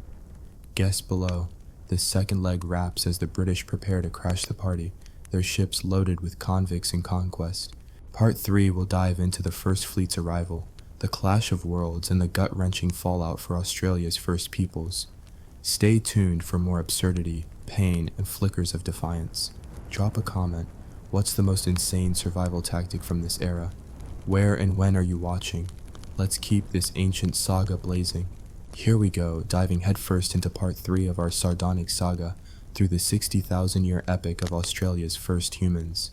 If the first 2 parts hooked you with tales of perilous sea crossings, dreamtime brilliance, and Moccasin traders stirring the pot, this chapter slams us into the cataclysmic arrival of the British in 1788. A collision of worlds so absurd it's like aliens landing at a barbecue.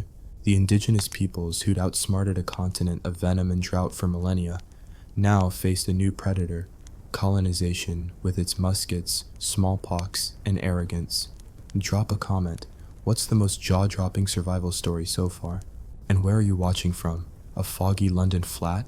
A sunny Sydney balcony? Or maybe a yurt in Mongolia? Let's keep this global vibe alive. Here's part 3, laced with irony, pain, and the raw fight to endure. The year is 1788, and the First Fleet, 11 creaky ships stuffed with British convicts, sailors, and dreams of empire, drops anchor in Botany Bay, then moves to Port Jackson, claiming it as Sydney. To the Eora people who've fished these harbors for eons, these pale strangers with their funny hats look like ghosts or maybe ancestors gone wrong. The absurdity? Captain Arthur Phillip raises a Union Jack, declaring the land terra nullius, nobody's land, despite a million indigenous folks living, loving, and singing across the continent. Imagine the gall, calling a thriving culture empty because they don't farm like Europeans. The dark truth? This legal fiction greenlights theft, violence, and erasure, all while the British toast to civilization. Survival for the Eora, and soon every indigenous nation, becomes a brutal new game. Adapt to invaders or die. Let's zoom into Sydney Cove, January 1788. A young Eora man, Wurrung, watches from the bush as redcoats unload barrels and shackled men. His clan's been here forever, their songlines mapping every rock and tide. Wurrung's sister Mara warns of bad omens. These newcomers don't trade like moccasins, they build fences. Days later, a convict offers beads for fish, but the exchange sours when soldiers seize their nets. Wurrung throws a spear, not to kill, but to warn. The response? A musket shot grazes his arm. Pain, his world's unraveling. Irony, the British, half-starved and scurvy-ridden, need his people's skills to survive, yet treat them like pests.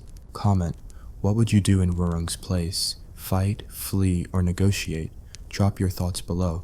The British brought more than guns, they brought disease. Smallpox, likely from infected sailors or blankets, ripped through indigenous communities by 1789, killing up to 70% in some areas. The Eora, with no immunity, watched entire clans collapse. Elders, children, lore keepers, gone in weeks. Corpses littered Sydney's shores. A grim tableau the British barely noted, too busy building huts. The pain was apocalyptic. Imagine losing your family, your history, in a single season. The absurdity? Colonists saw it as providence, clearing the land for them, while survivors like Wurrung buried kin, their songlines now incomplete. Some clans tried befriending the newcomers, trading fish for bread, but trust eroded as settlers grabbed land, cutting off sacred sites and hunting grounds. By the 1790s, the frontier wars ignite. In Dharawal country, south of Sydney, Pimulwoy, a Bidjigal warrior, becomes a legend, leading raids on farms to burn crops and steal livestock. He's not just fighting for food, but for dignity, for a world where his people aren't pushed to the edge. The British, with muskets and horses, hunt him like an animal, offering bounties. Pimulwoy's killed in 1802, his head sent to England as a trophy, because nothing says civilized like mailing skulls. The irony? His resistance inspires others, but the British paint him as a savage, not a hero. Survival for his people means guerrilla tactics, hiding in swamps or mountains, but the odds are stacked, metal against stone, numbers dwindling. Pain, every raid risks annihilation. Comment: have you heard of Pimulwoy? What's a resistance story from your culture? Share below. Let's paint a scene. 1800 Hawkesbury River.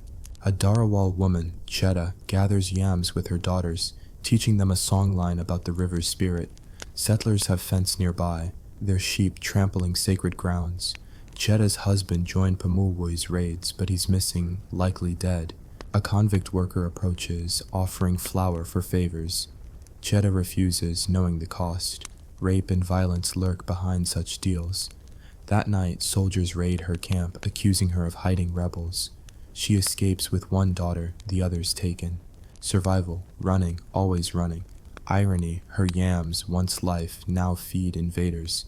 Absurdity, her songline, her lifeline, might die with her. Comment: could you keep singing Chetta's song? Try writing a line below. The British spread like a virus, claiming fertile lands in New South Wales, then Tasmania and Victoria. By the 1820s, Van Diemen's Land, Tasmania, is a bloodbath. The Palawa people, isolated since the Ice Age, face settlers hungry for sheep pastures. The Black War, 1824 to 1831, is less a war than a genocide. Palawa hunted, their women enslaved or raped, their children stolen. The British offer peace talks, only to betray leaders like Tonga Longter, whose hand is cut off as a warning. The dark truth: by 1830, most Palawa are dead or exiled to Flinders Island, their culture caged in missions. The irony?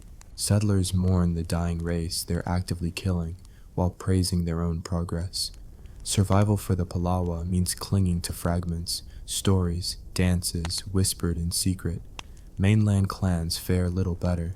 In Victoria, the Kulin nations face massacres like the 1838 Mile Creek slaughter, where 28 Wurrung people are butchered by convicts. The trial that follows, rare for its time, sees 7 hanged, but it's a drop in the bucket. The pain: entire clans erased, their bones unburied. The absurdity: British law punishes a few, while endorsing the system that breeds such horrors. Some indigenous groups tried diplomacy, like the Wurundjeri's treaty with John Batman in 1835, a scrap of paper promising land for blankets. Spoiler: it's ignored. Survival becomes a grim choice: resist and die, or submit and lose everything. By the 1840s, the frontier pushes inland. In Queensland, the Kalkadoon and others face pastoralists with repeating rifles. Resistance is fierce, spears against bullets, but futile. Massacres, like the 1884 Battle of Battle Mountain, see hundreds cut down. Yet, some adapt, working as stockmen or trackers, using their bush skills to survive within the invader's world. The irony? Their knowledge saves settlers, who repay them with fenced-off lands and stolen wages. The pain: men like John Damara, a Bunuba warrior in the Kimberley, try playing both sides, tracker by day, rebel by night, only to be gunned down in 1897. His story's a microcosm: betrayal, defiance, death. Let's craft another scene. 1840 Gippsland. A Kurnai boy, Yaren, hunts wallabies, his father teaching him boomerang arcs. Their clan shrinking, smallpox and settlers have taken half. A cattle station's nearby, its fences blocking their waterhole. Yaren's cousin, a girl, was taken by a settler. She's not returned. One dawn, troopers raid, accusing the clan of stealing sheep. Yaren's father fights, spearing a horse, but bullets fly. Yaren hides in reeds, watching his father fall. He runs, carrying a songline about a star that guides the lost. Survival, a boy alone, his culture in his head. Irony, the star's still there, but his world's gone. Comment, what's Yaren's next move? Share your guess below. The British didn't just take land, they took culture. Missions and reserves, like those in South Australia, aimed to Christianize and civilize. Children were torn from parents, taught to reject Dreamtime for hymns. The pain. Imagine forgetting your mother's stories, your language, because a priest says it's heathen. The absurdity. Missionaries preached love while enabling theft. Yet resistance flickered. Clans hid sacred objects, sang in secret, or wove Dreamtime into Bible tales like the rainbow serpent as a fallen angel. Survival meant bending without breaking, preserving what invaders couldn't see. By the 1860s, Australia is a patchwork of colonies, each bleeding indigenous blood. Gold rushes in Victoria and Queensland bring more settlers, more violence. The Yorta Yorta along the Murray River see their fish traps, ancient marvels, destroyed for farms. Yet they adapt, trading with miners, some even panning gold. The irony? Their land's wealth enriches strangers, while they're pushed to fringes. The dark truth. By 1900, indigenous populations plummet to under 100,000, a fraction of pre-1788 numbers. Disease, violence, and despair are the silent killers, but culture endures. Song lines sung in whispers, art scratched on bark. As we close Part 3, the 20th century looms, with policies like the stolen generations poised to deepen the wound. Part 4 will unravel this modern tragedy, alongside flickers of resilience and revival.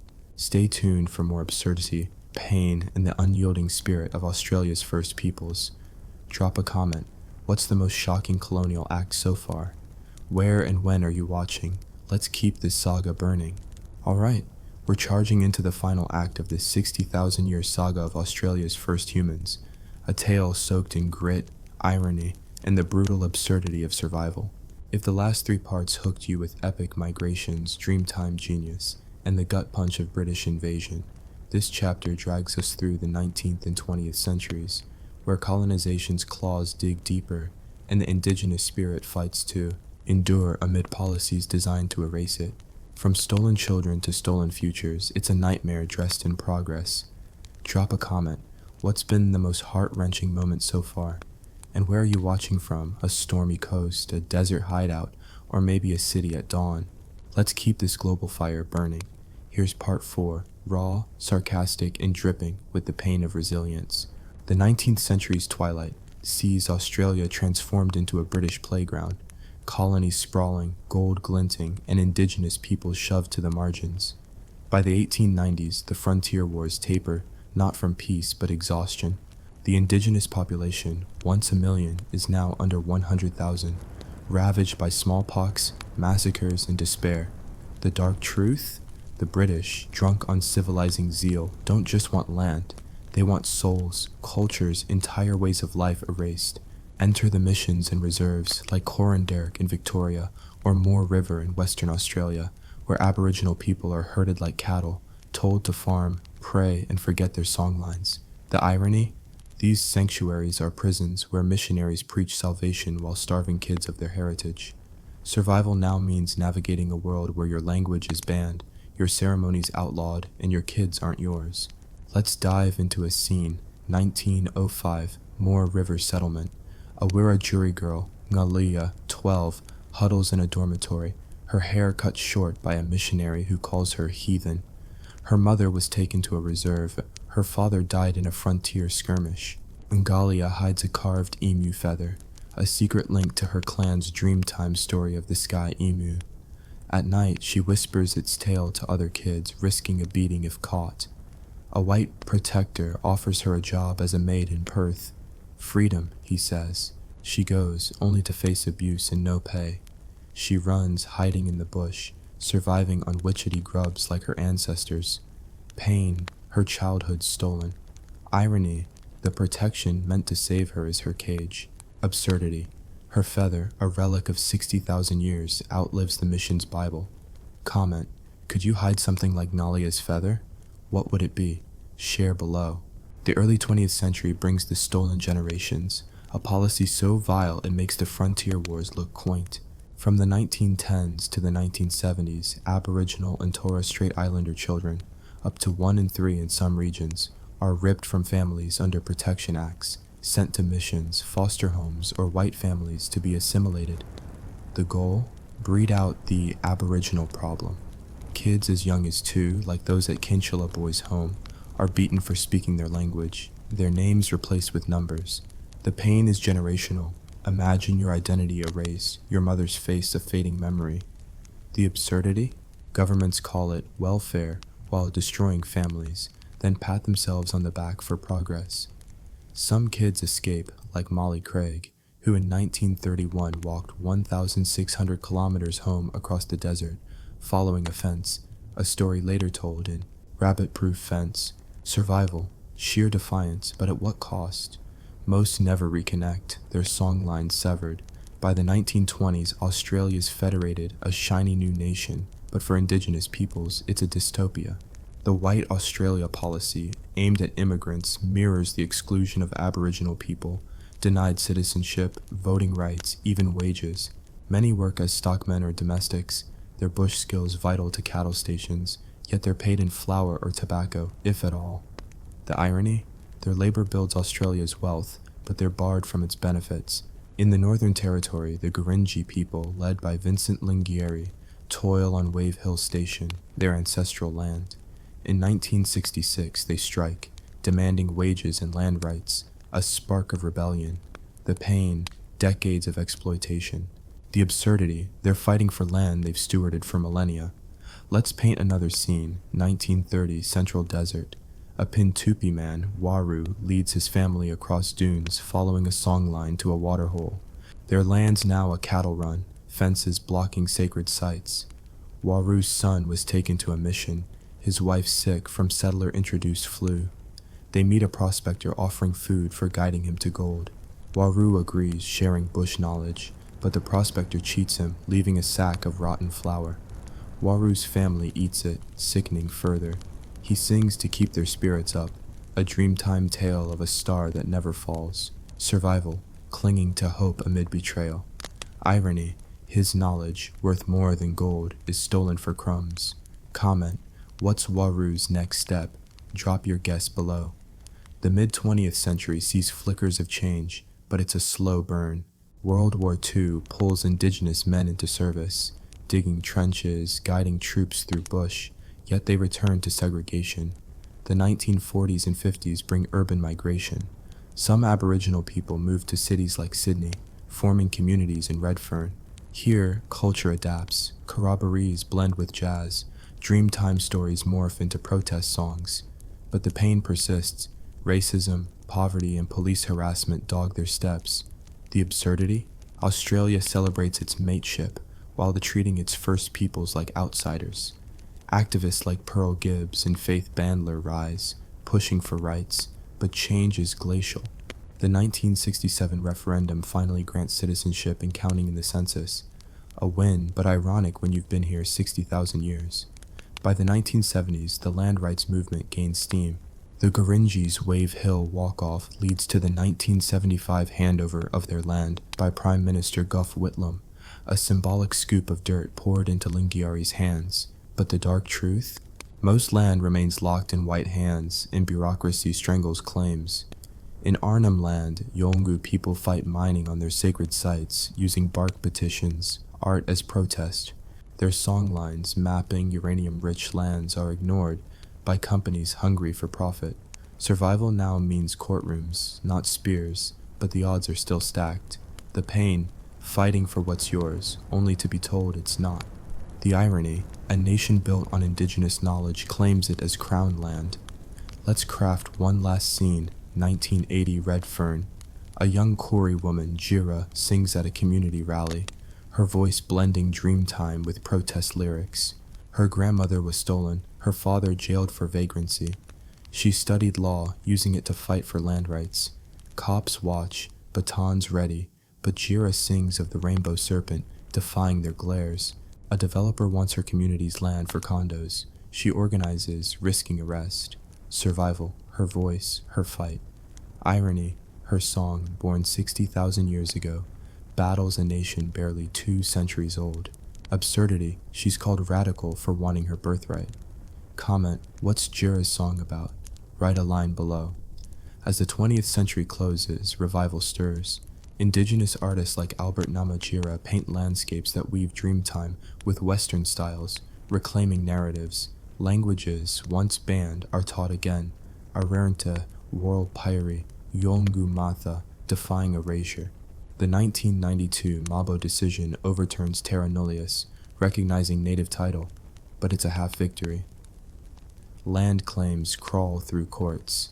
The pain, justice delayed is justice denied. The irony, a legal system admits its own lie, yet makes indigenous people beg for truth. By 2008, the stolen generations get an apology from Prime Minister Kevin Rudd, but words don't heal scars or return lost kin. This saga ends, but the story doesn't. From 65,000 years ago to today, Australia's first humans survived a land of fangs, then a world of guns through ingenuity, defiance, and stories that outlast empires. The absurdity? Their culture, called primitive, endures while civilized invaders falter. The pain? Their losses, land, lives, lore, are a wound still bleeding. Drop a comment. What hit you hardest? How does this echo in your world? Tell me where you're watching. Midnight in Paris, noon in Perth, and let's keep this fire alive. Thanks for joining this journey.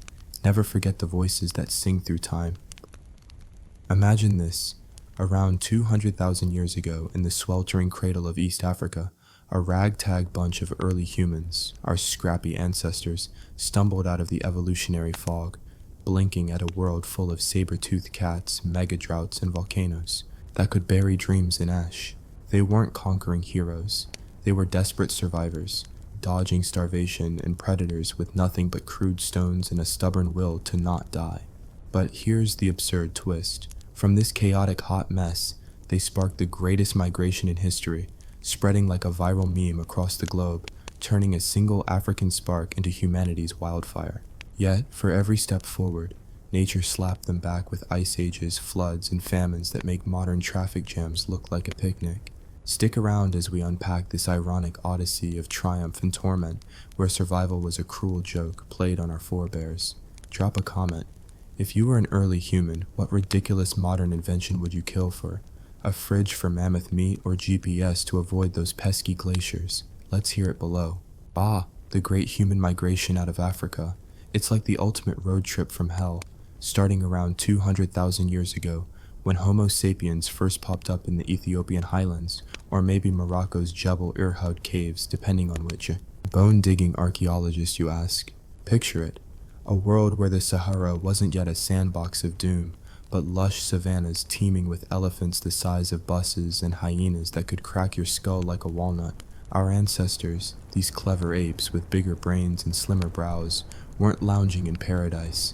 They were scraping by, hunting with sharpened sticks, gathering roots that tasted like regret, and huddling in caves while lightning storms turned the night into a fireworks show of terror.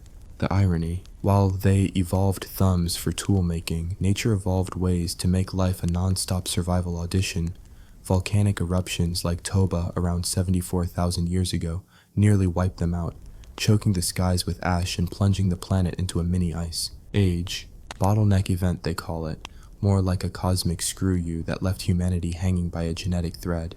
With diversity so low, we're all basically cousins at an awkward family reunion. Survival's pain was raw.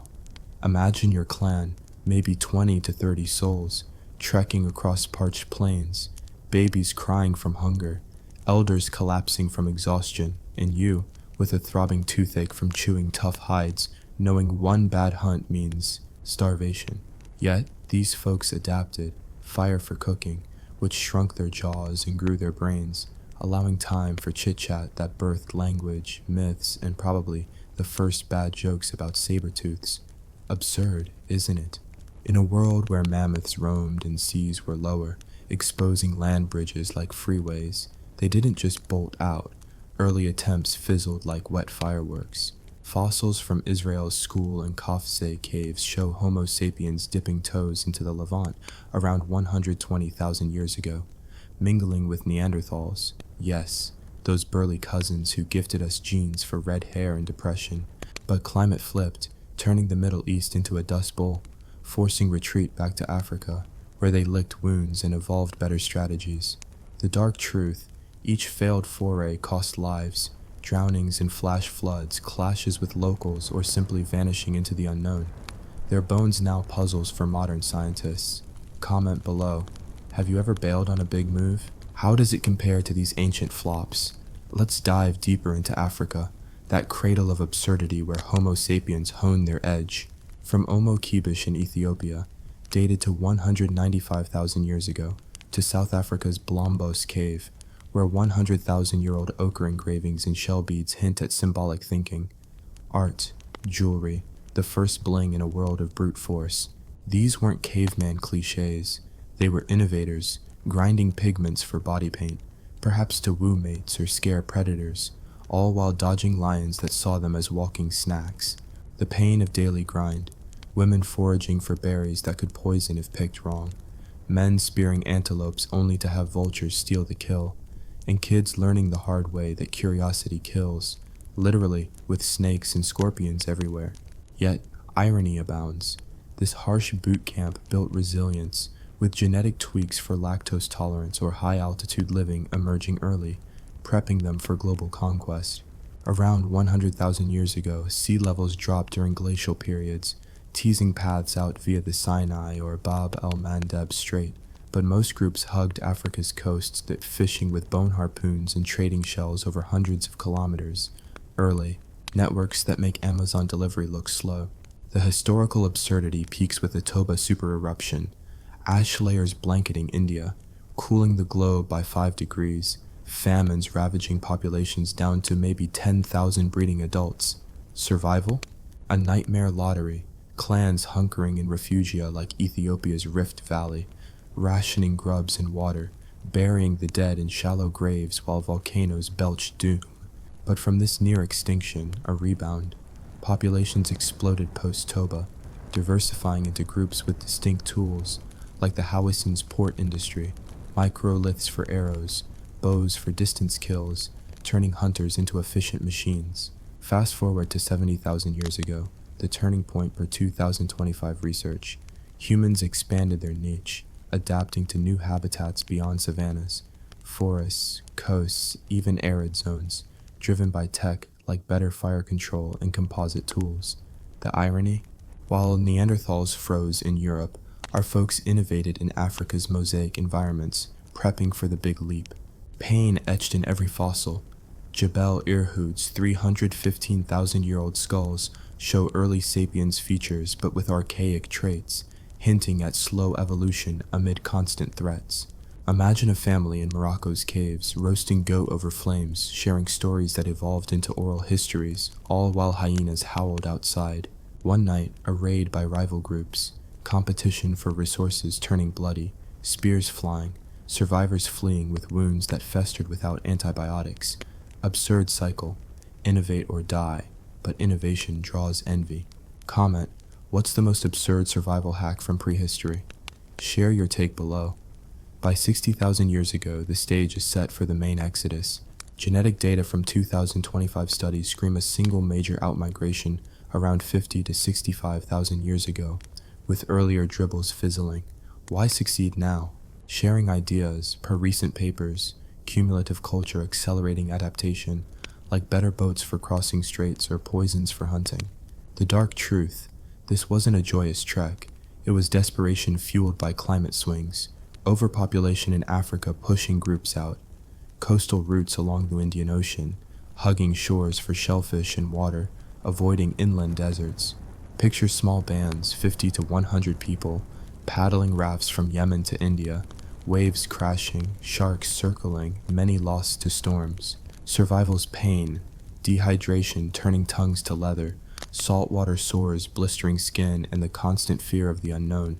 New lands with unfamiliar beasts. Yet, irony, these migrants carried Africa's genetic legacy, mixing with archaic humans like Denisovans in Asia, gaining traits for cold tolerance or immunity, nature's twisted gift. In Sahel, ancient Australia, New Guinea, they arrived around 65,000 years ago per Majid baby artifacts, navigating seas in canoes, only to face megafauna like giant lizards that viewed them as appetizers. The absurdity? While some painted caves with hand stencils, others perished in flash floods, their stories lost. In Europe, around 45,000 years ago, they bumped into Neanderthals, outcompeting them with superior tools and perhaps art. Cro-Magnon vibes in Lascaux caves, painting bison while ice sheets loomed. But the pain, Aurignacian culture born from hardship, with burials showing care for dead, yet high mortality from hunts gone wrong. A scene, a band in the Levant 55,000 years ago crossing during a wet spell, foraging figs and hunting gazelle, only for drought to hit, forcing tough choices, abandon the weak or all starve. Elders volunteer to stay behind, their wisdom sacrificed for the young's future. Heartbreaking absurdity, progress built on bones. As we wrap this first chunk, ponder the cosmic joke. From African origins to global sprawl, humans turned survival's nightmare into dominance. But at what cost? Stay tuned for part 2, where dispersals accelerate, cultures clash, and ice ages add frozen hell. Drop a comment. What's the most painful ancient survival tale for you? Where are you watching from, and what's the time? Let's keep this migration marching. Buckle up for round 2 of our sarcastic plunge into the great human migration out of Africa, where 60,000 years ago, our scrappy Homo sapiens ancestors ditched their homeland savannas for a global gauntlet of ice, deserts, and beasts that made Egg's bad day look like a death wish. If part 1 hooked you with volcanic wipeouts and desperate raft rides, this chapter cranks the absurdity with far-flung treks, archaic human hookups, and survival so brutal it's a miracle we're here. These early wanderers weren't chasing glory. They were running from starvation, only to stumble into new nightmares. Think jungles with leopards or steppes where wind cuts like knives. Drop a comment. What's the most insane survival move from part 1? And where are you watching from? A rainy cafe, a desert tent, or maybe a spaceship at 5 a.m.? Let's keep this global saga spicy. Here we go, part 2, dripping with irony, pain, and the sheer audacity of staying alive. By 60,000 years ago, the big push out of Africa is in full swing, with genetic breadcrumbs from 2,025 studies pointing to a major wave around 50 to 65,000 years ago, coastal trails blazing from the Horn of Africa to South Asia. Picture small bands, 50, maybe 100 souls, hugging shorelines, munching shellfish, and paddling flimsy rafts across straits like Bab el-Mandeb. The irony? These folks, barely past cave painting 101, navigated seas that would scare modern sailors, all without GPS or a decent paddle. The dark truth, many didn't make it. Rafts splintered, storms swallowed, or sharks turned hope into lunch. Survival meant grit and luck, with clans scavenging fish when game ran dry, their kids learning to spear crabs before they could walk. Pain etched in every step, saltwater sores festering, hunger gnawing, and the constant dread of losing your kin to waves or fever. In South Asia, by 55,000 years ago, they're dodging monsoons and tigers, setting up camps in India's lush river valleys, where Narmada fossils hint at early sapiens with stone blades sharper than a politician's lies. Absurd, right? They're crafting microliths, tiny lethal arrowheads, while Europe's still a Neanderthal frat party. Let's zoom into a scene 58,000 years ago, Arabian coast. A woman named Kwa, barely 20, leads her clan along a rocky shore, her baby strapped to her back. They're following a star her father called the Wanderer, a navigation trick passed down from African knights. Her clan's down to 15. Disease took half, including her brother. She spots a reef teeming with oysters, a feast, but a rival group appears, brandishing spears. Quay negotiates, offering a bone harpoon for shared food. It works, but that night, a flash flood sweeps away their camp. Quay saves her baby, clinging to a tree, but loses two elders. Survival, a fleeting win against nature's wrath. Irony, her star-guided trek, a beacon of hope, leads to loss. Absurdity, the oysters they fought for wash away with the flood. Comment, could you lead like Kwe? What's your survival call in a crisis? Share below.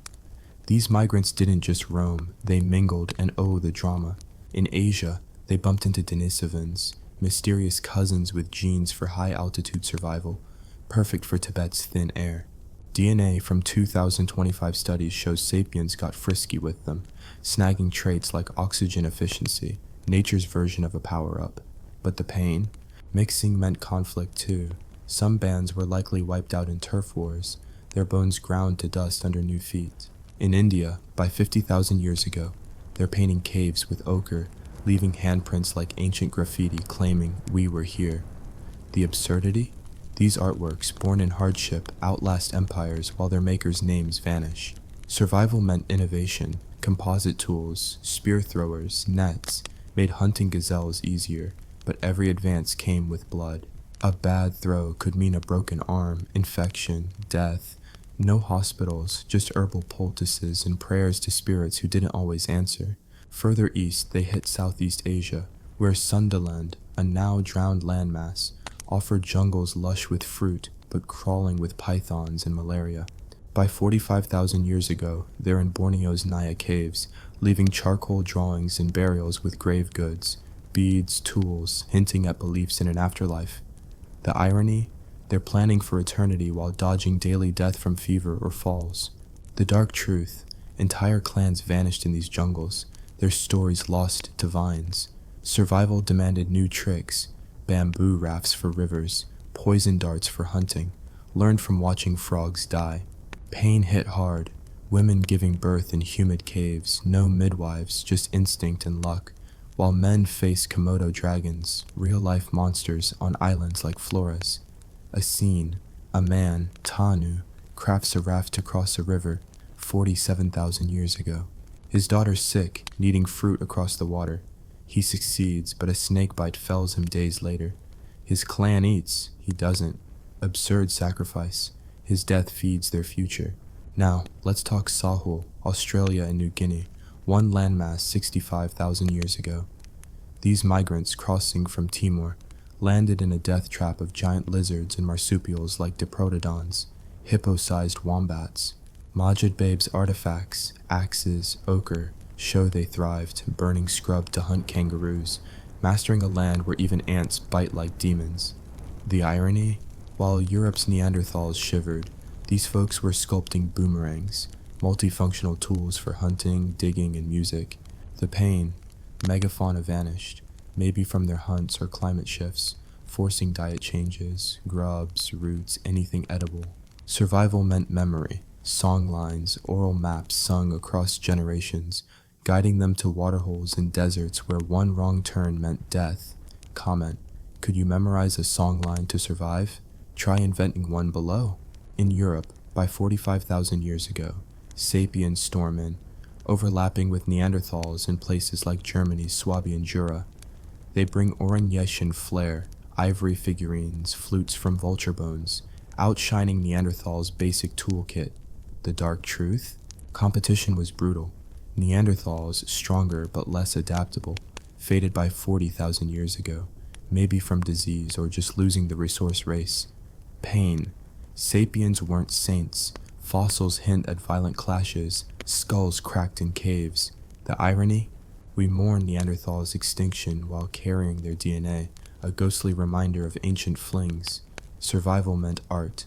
Lascaux's cave paintings, 17,000 years later but rooted here, show bison hunts, a testament to skill and fear. A scene. A woman, Lyra, in France's Dordogne, 43,000 years ago, carves a horse on bone, her clan starving after a failed hunt. Wolves circle. She finishes the carving, a plea to spirits. They eat the next day, but Lyra's gone, taken by cold. Absurdity. Her art lives, she doesn't. Back in Asia, the migration splits. Some head north to Siberia, others east to the Americas via Beringia, a land bridge exposed around 30,000 years ago. Siberia's a frozen hell. Mammoths offer meat but require group hunts. One slip crushing bones under tusks. Yana rhinoceros horn site, dated to 31,000 years ago, shows sapiens with spears and fur clothes, battling minus 40 degrees Celsius winters. The pain, frostbite claiming fingers, starvation when herds migrated. The irony?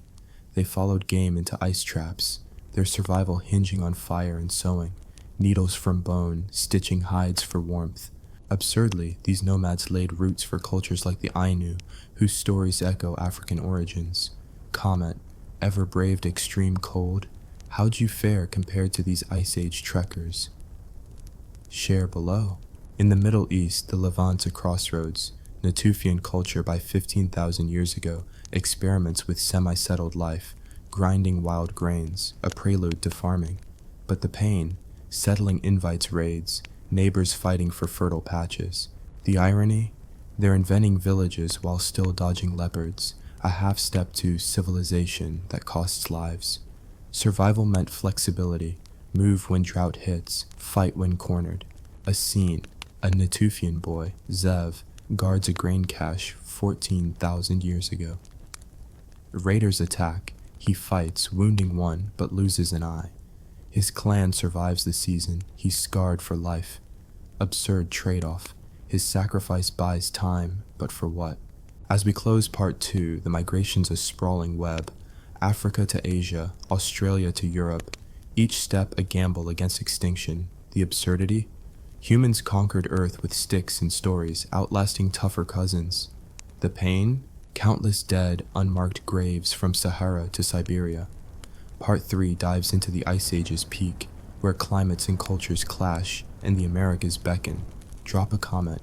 What's the wildest migration tale so far? Where are you watching and what's the time? Let's keep this epic rolling.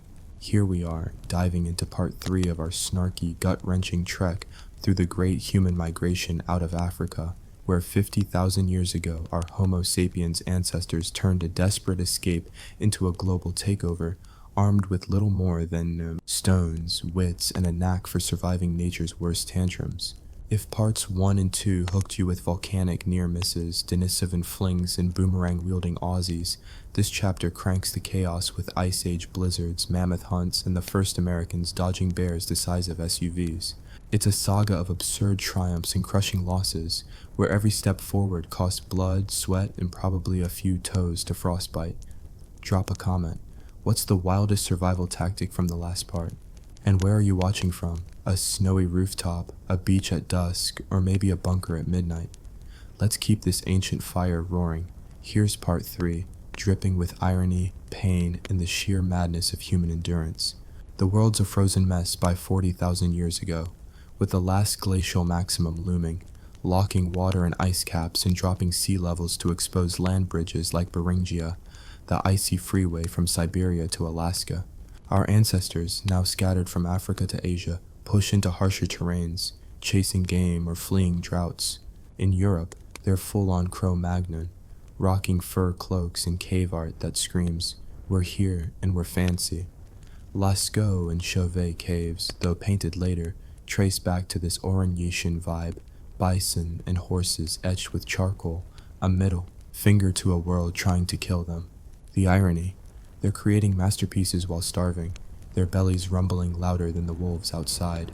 Survival's pain, hunting aurochs in blizzards, spears snapping, bones breaking, and no medicine beyond chewed roots that might just poison you. The dark truth, Neanderthals are gone by now, outcompeted or killed off, their last holdouts in Gibraltar fading like a bad memory. Our sapiens, with better tools and teamwork, inherit Europe, but at a cost. Fossils show fractured skulls from clan rivalries, because nothing says humanity like fighting over the last deer. Let's paint a scene 38,000 years ago, Swabian Jura, Germany. A young man, Toru, crouches in a cave, carving a lion man figurine from mammoth ivory, his clan's totem for luck. His sister's sick, fever from a gash that won't heal. Outside, snow buries their tracks, and a cave bear is sniffing too close. Toru's clan hunts with atlatls, spear throwers that hit like ancient sniper rifles, but the last hunt failed and hunger's clawing. He finishes the carving, praying for game, and leads a hunt spearing a reindeer, but the bear attacks. Toru's wounded, his sister dies. Survival, one deer, one loss. Irony, his figurine, a plea for life, survives in museums. His clan doesn't. Absurdity, art outlives its makers in a frozen hell. Comment, could you carve Toru's Lion Man under pressure? What's your lucky charm? Share below. In Asia, the migration splits north and east. Siberia's a death trap. Mammoths and woolly rhinos roam, but so do temperatures that freeze breath mid-air. By 31,000 years ago, Yana rhinoceros horn site shows sapiens with bone needles, sewing hides into parkas and harpoons for fishing frozen rivers. The pain, frostbite claims fingers, one slip on ice and your mammoth chow. The irony, they're chasing herds into lands so harsh even the animals migrate away, leaving empty camps and gnawing starvation. Survival meant ingenuity, portable tents from hides, fire pits lined with stones, and dog domestication, wolf pups tamed for hunting or just warmth, a bond born in desperation. A scene, a woman, Sura, in Siberia 30,000 years ago, stitches a hide blanket, her hands cracked from cold, her son's coughing, no herbs left. A dog curls beside them, its heat a lifeline. She spots a mammoth herd, signals her clan, and they kill one, eating for weeks. But Sura's son doesn't make it. Absurd trade, a feast for a funeral. Eastward, Beringia beckons, a grassy steppe bridging Asia to America, open around 30,000 years ago. By 20,000 years ago, sapiens cross, some say earlier, per 2,025 debates on 27,000-year-old footprints in New Mexico. They're not sightseeing, they're following herds, dodging short-faced bears that could outrun a horse. The Clovis culture, emerging later around 13,000 years ago, shows their legacy. Fluted spear points for mammoth kills, a tech so sharp it's overkill for rabbits. The pain, crossing ice fields, kids freezing, elders left behind in snow. The irony? They reach a new world only to find it's just as brutal. Glaciers blocking paths, megafauna fighting back. Survival meant speed, coastal routes down the America's west coast, kayaks of sealskin, fishing when land game vanished. A scene, a man, Kyle, 18,000 years ago, paddles a raft off Alaska's coast, his family starving after a failed hunt. He spears a seal but ice cracks, swallowing his brother. Kyle reaches shore, food in hand, heart empty. Absurdity, a new land, same old death. Comment, could you paddle Kyle's raft? What's your worst outdoor ordeal? Drop it below. Back in the Middle East, the Natufians, by 15,000 years ago, are flirting with settlement, building stone houses and grinding wild wheat in Jordan's black desert. They're not farmers yet, but they're close, storing grain in pits, a risky bet when raiders lurk. The dark truth, settling makes you a target. Natufian graves show arrow wounds, skulls bash. The irony? They're inventing civilization while still spearing gazelles, half nomad, half villager, caught in a deadly limbo. Survival meant flexibility, move when drought hits, fight when cornered. Women ground grain, men hunted, kids learned both, but famine or fever could erase a village overnight. A scene, a Natufian girl, Zara, 14,000 years ago, guards a grain store, her bow ready.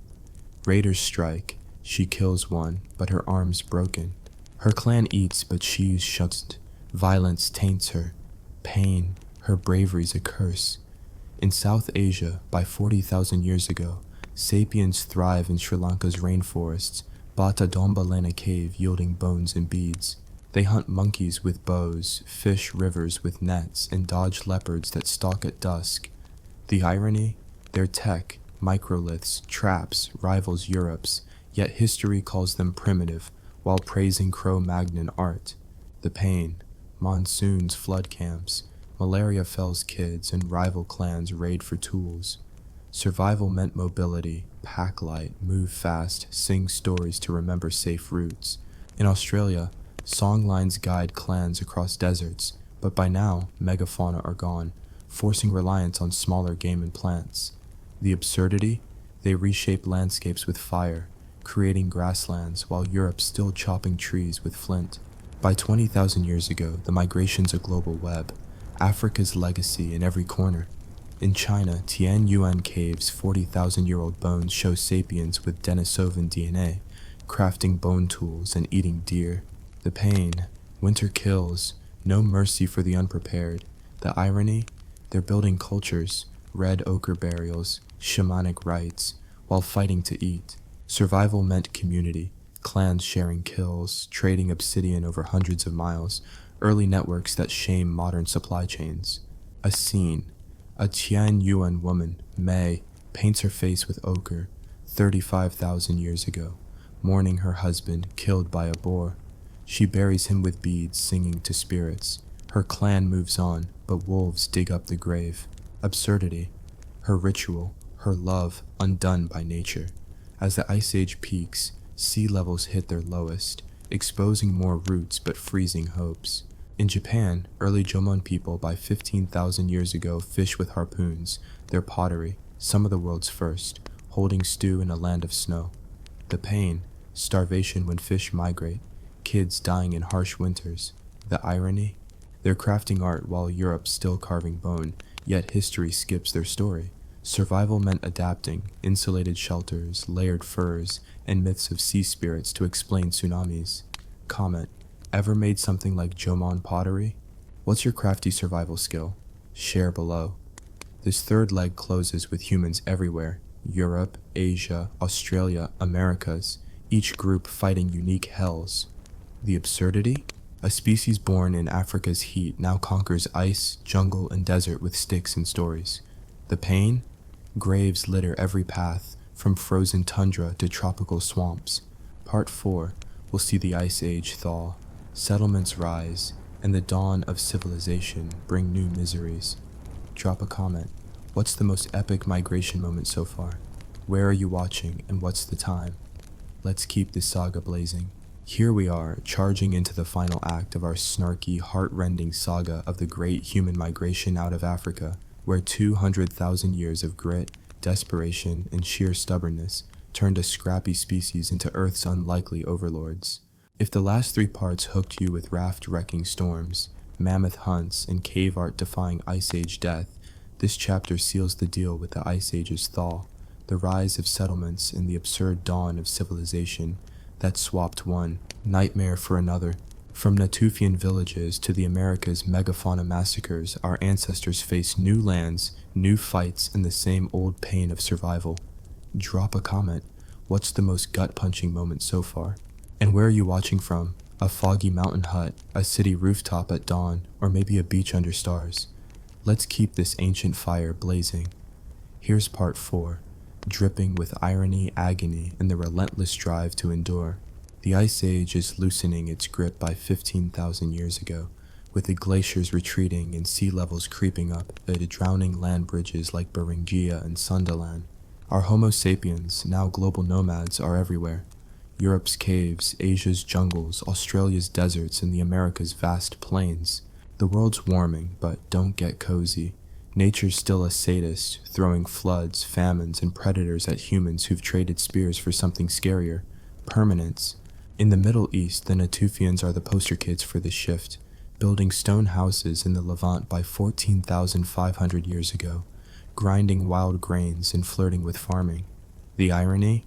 They're inventing settled life, while still dodging leopards and rival raids, their grain pits as much a target as their lives. The dark truth: settling down doesn't mean safety, it means new ways to die. Disease from crowded camps, starvation when crops fail, survival's pain.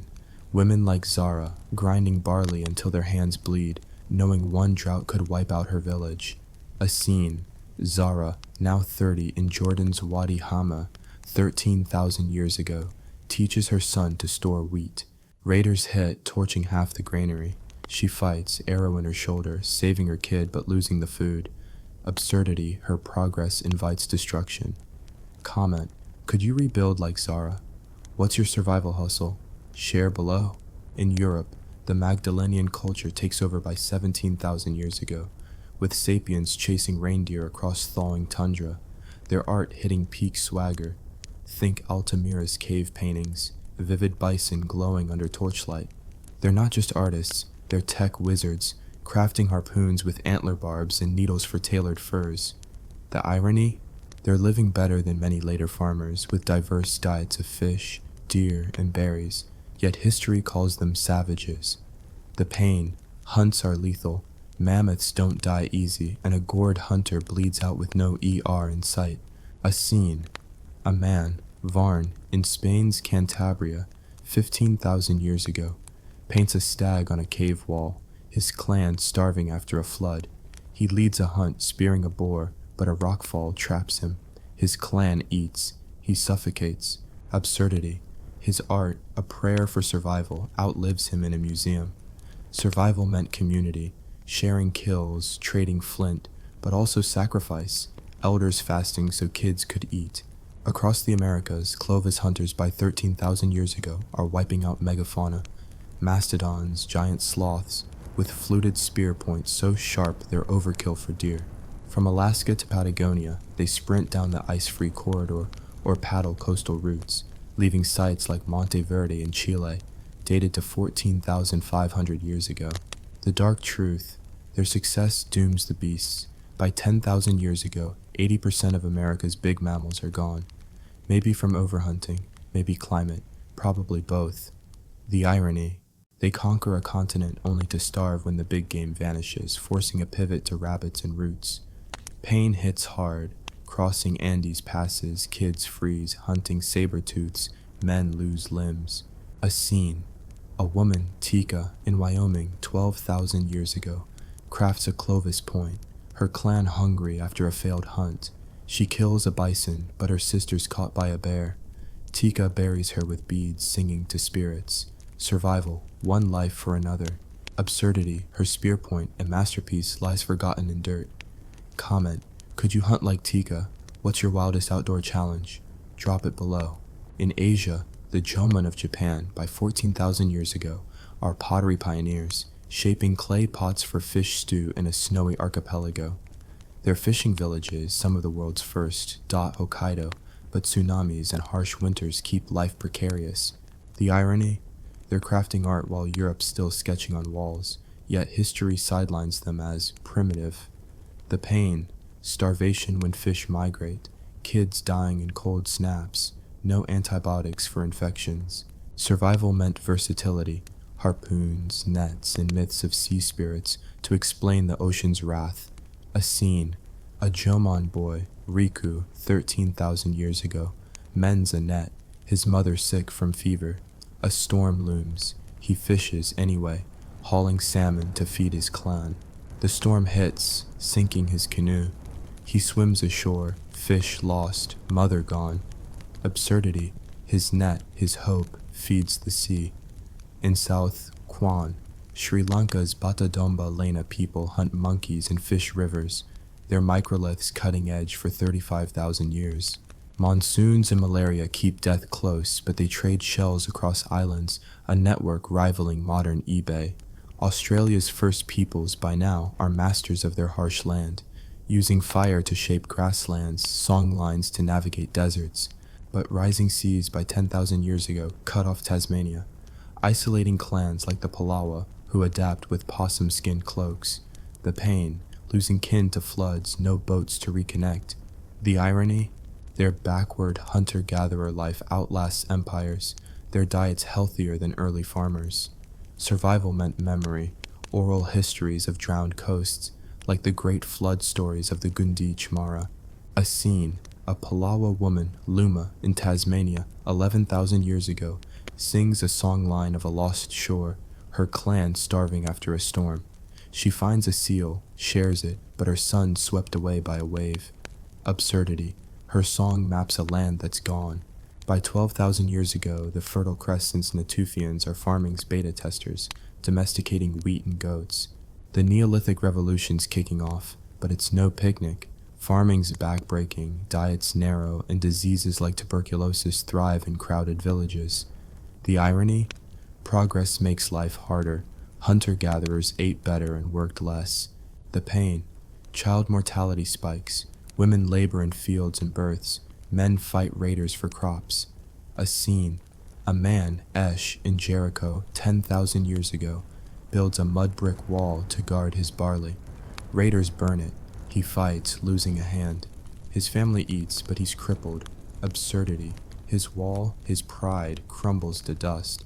Comment: could you farm like Esh? What's your toughest grind? Share below. In the Americas, post-Clovis cultures like Folsom by 10,000 years ago hunt bison with lighter points, adapting to a megafauna-free world. They roam the Great Plains, but climate shifts dry rivers, forcing migrations. The pain, starvation when herds thin, kids dying in dust storms. The irony, they master a continent, but nature resets the rules. In South America, Andean groups domesticate llamas and potatoes by 9,000 years ago, battling altitude and frost.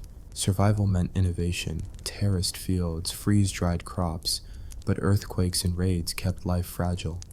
As the Holocene warms, settlements spread. Çatalhöyük in Turkey by 9,000 years ago, a proto-city of mud brick houses, no streets, just rooftops. Residents worship bull skulls, trade obsidian, but disease festers in tight quarters. The irony, they're building civilization while dying younger than their nomadic kin. The pain, malnutrition from grain-heavy diets, women birthing in filth, kids buried under floors.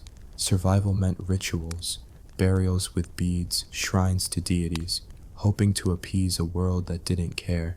A scene, a Çatalhöyük woman, Nira, 8,500 years ago, paints a wall with ochre, her baby sick with fever.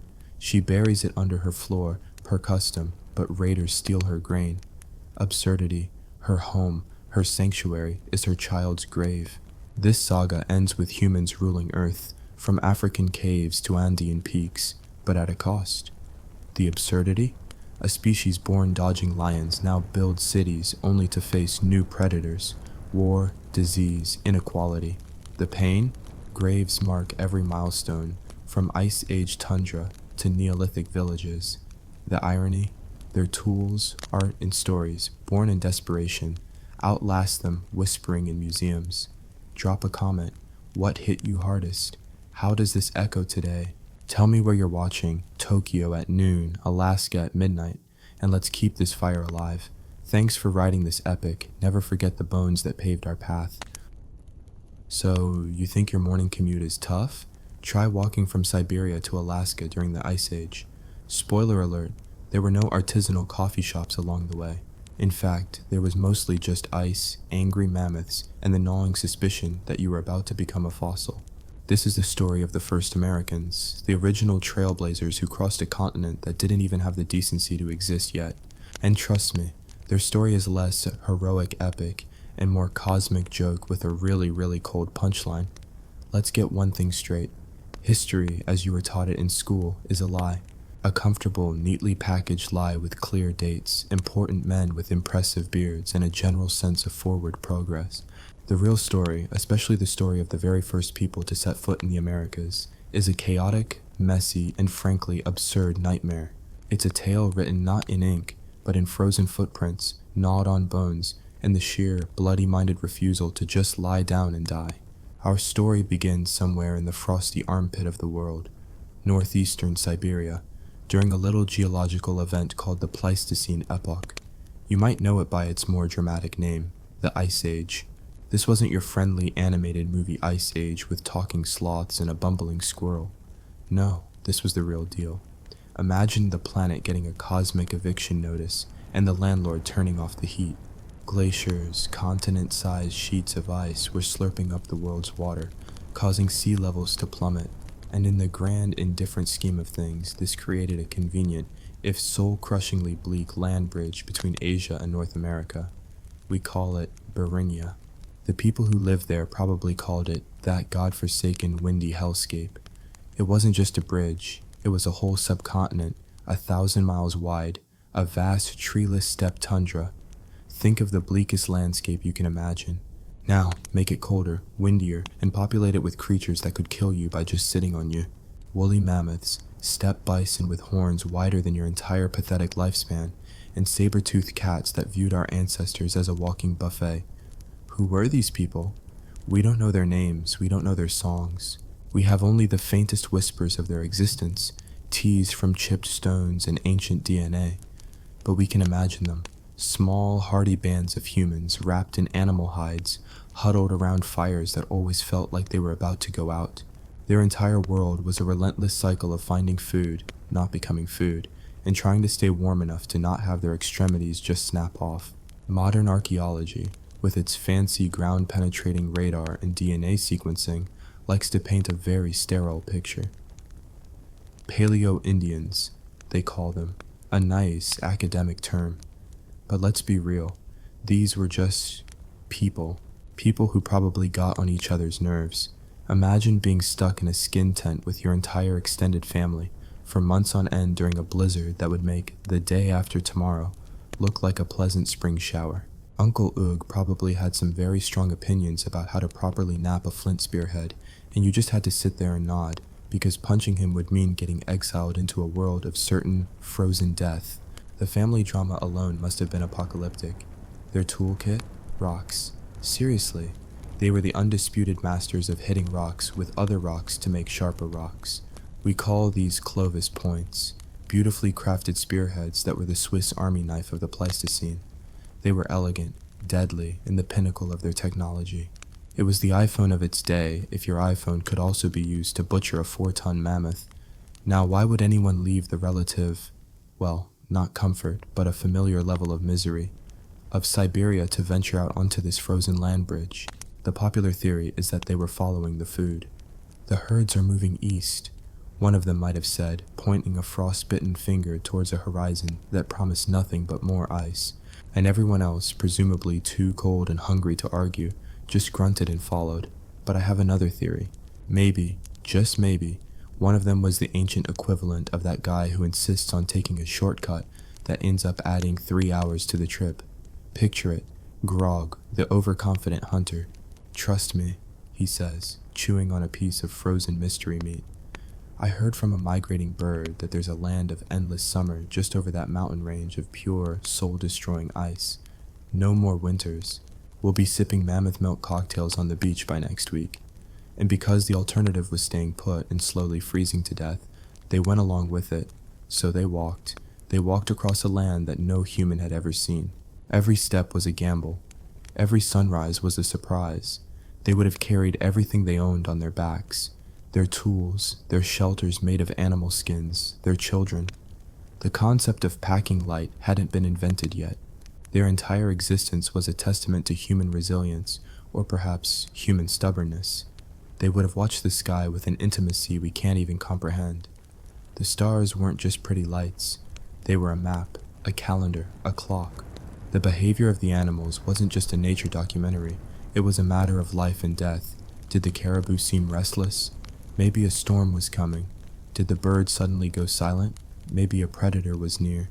Their senses were honed to a razor's edge. They were more connected to their environment than we could ever be, because the environment was constantly actively trying to kill them. Let's talk about the food. Forget farm to table. This was spear to stomach. Their diet consisted of anything they could catch, kill, and stomach before it froze solid. Mammoth, bison, horse, camel. Yes, there were camels in Ice Age Alaska, and probably a lot of things that we would find deeply unappetizing. Grubs, roots, lichen, anything with calories. A successful hunt was a monumental event. Bringing down a mammoth wasn't a solo affair. It was a coordinated, terrifying ballet of stone-tipped spears and desperate courage. Imagine staring down a creature the size of a double-decker bus, a shaggy, enraged mountain of muscle and ivory, armed with nothing but pointy sticks and a profound desire to not be the one who gets stomped into a greasy smear on the tundra. The risk was astronomical. One slip, one moment of hesitation, and you're a footnote in the fossil record. But the reward? The reward was everything. Meat for weeks, fat for fuel, hides for shelter and clothing, bones and ivory for tools and art. A single mammoth could mean the difference between the group surviving the winter and becoming a collection of well-preserved, prehistoric popsicles. But here's the kicker. For a long, long time, archaeologists were obsessed with the idea of the ice-free corridor. The theory went that these hardy hunters waited for two massive ice sheets, the Cordilleran and the Laurentide, to part just enough to create a narrow, ice-free hallway running from Alaska down into the heart of North America. It's a nice, tidy story. It has a clear path, A to B. But think about what that corridor would have actually been like. It wouldn't have been a pleasant, scenic hiking trail. It would have been a desolate, recently deglaciated wasteland, a landscape of gravel, mud, and freezing meltwater. There would have been little to no plant life, and therefore little to no animal life. It would have been a 1,000-mile-long biological desert. So, our intrepid explorers supposedly walked through the sterile, foodless tunnel for, what? Months? Years? It sounds less like a migration and more like a prehistoric death march. Newer evidence, however, suggests a far more interesting and frankly more plausible route, a coastal migration, the Kelp Highway. The idea is that instead of trudging through that miserable ice corridor, the first Americans traveled down the Pacific coast, likely in small boats made of animal skins. This makes so much more sense. The coastline, even during the Ice Age, would have been a paradise compared to the interior. It would have been teeming with life: seals, sea lions, otters, fish, shellfish, seabirds, kelp, a veritable Ice Age seafood buffet. They wouldn't have had to chase giant, angry elephants across a frozen wasteland. They could have just paddled from one cove to the next, feasting on nature's bounty. Of course, this theory has a major problem. Any evidence of this coastal journey is now conveniently located under several hundred feet of water, thanks to the sea levels rising after the glaciers melted. It's the perfect historical crime. The ocean literally buried the evidence. It's almost as if the planet itself is trying to keep its secrets. So we have these two competing narratives: the stoic, heroic hunters marching through a corridor of ice, or the savvy, pragmatic mariners hopping down the coast. Which is it? The truth is, we don't know for sure. And maybe it was both. Maybe multiple groups of people took multiple routes at multiple times. History is never as simple as we want it to be. But for the sake of our story, let's stick with the sheer, unadulterated absurdity of the situation. Whether by land or by sea, they were venturing into a world that was utterly alien, an entire hemisphere of the planet, untouched by human hands. Every river, every mountain, every forest was a new discovery, and a new potential threat. They had no maps, no "you are here" signs. They were guided only by instinct, by the movement of the sun and stars, and by the faint ancestral memory of a world that was warmer, a world that was easier. They were pushing the boundaries of the known world, one painful, frost-bitten step at a time. And as they moved south, out of the icy grip of the north, the world began to change. The endless tundra gave way to forests of strange new trees. They encountered animals they had never seen before: giant ground sloths, beavers the size of bears, and the terrifying short-faced bear, a predator that could look a mammoth in the eye. This wasn't just a journey, it was an invasion. A slow, creeping, almost accidental invasion of an entire continent. They were the first, the very first, and they had no idea what they were doing or where they were going. All they knew was that they had to keep moving, because to stop, to hesitate, was to die. So, what do you think? Was it blind courage or sheer desperate stupidity that drove them forward? Were they epic heroes or just history's most lost and confused tourists? Let me know in the comments below. And as you type on your fancy heated keyboard, maybe take a moment to appreciate the fact that you don't have to wrestle a saber-toothed cat for your lunch. Or do you? I don't know your life. So, you made it. Congratulations. Against all odds, against all common sense, and against the very will of the planet itself, your frostbitten ancestors have shuffled their way past the colossal ice sheets. They have stumbled out of the frozen nightmare of Beringia in the ice-free corridor of despair, and have officially arrived in the Americas proper. Their reward for this unprecedented feat of human endurance? A brand new continent, shiny and unused. The catch? The continent's current residents, a menagerie of oversized homicidal furballs, have a strict no trespassing policy, and they enforce it with claws the size of kitchen knives. Welcome to the American Pleistocene, the planet's most violent theme park. You thought the journey was the hard part? Oh, you sweet summer child, the journey was just the tutorial level. Now, the real game begins, and the difficulty is permanently set to nightmare. First, let's appreciate the sheer, mind-shattering emptiness of it all. Imagine standing on a hill in what would one day be Ohio and seeing nothing. No roads, no power lines, no distant glow of a city, no vape shops, no billboards for personal injury lawyers. Just trees, grass, and a sky so vast and silent it would crush your very soul. For the first time in human history, a group of people had an entire hemisphere to themselves. It was the ultimate social distancing, a quiet so profound you could probably hear your own blood cells complaining. But this quiet was a lie.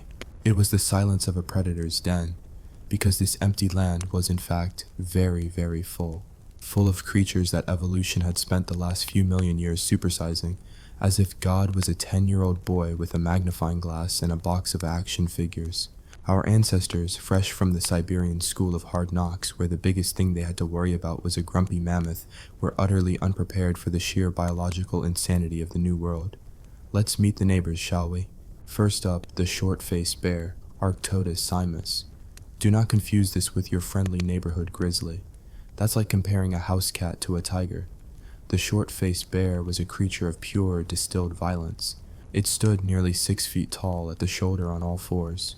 When it reared up on its hind legs, it could have looked into a second-story window. It had long, lanky legs built not for ambling, but for running. It could chase down a horse. Let me repeat that. A bear that could run at 30 to 40 miles per hour. It wasn't an ambush predator, it was a pursuit predator. It would see you from a mile away, and you'd have just enough time to contemplate the series of poor life choices that led you to this exact moment before it was upon you.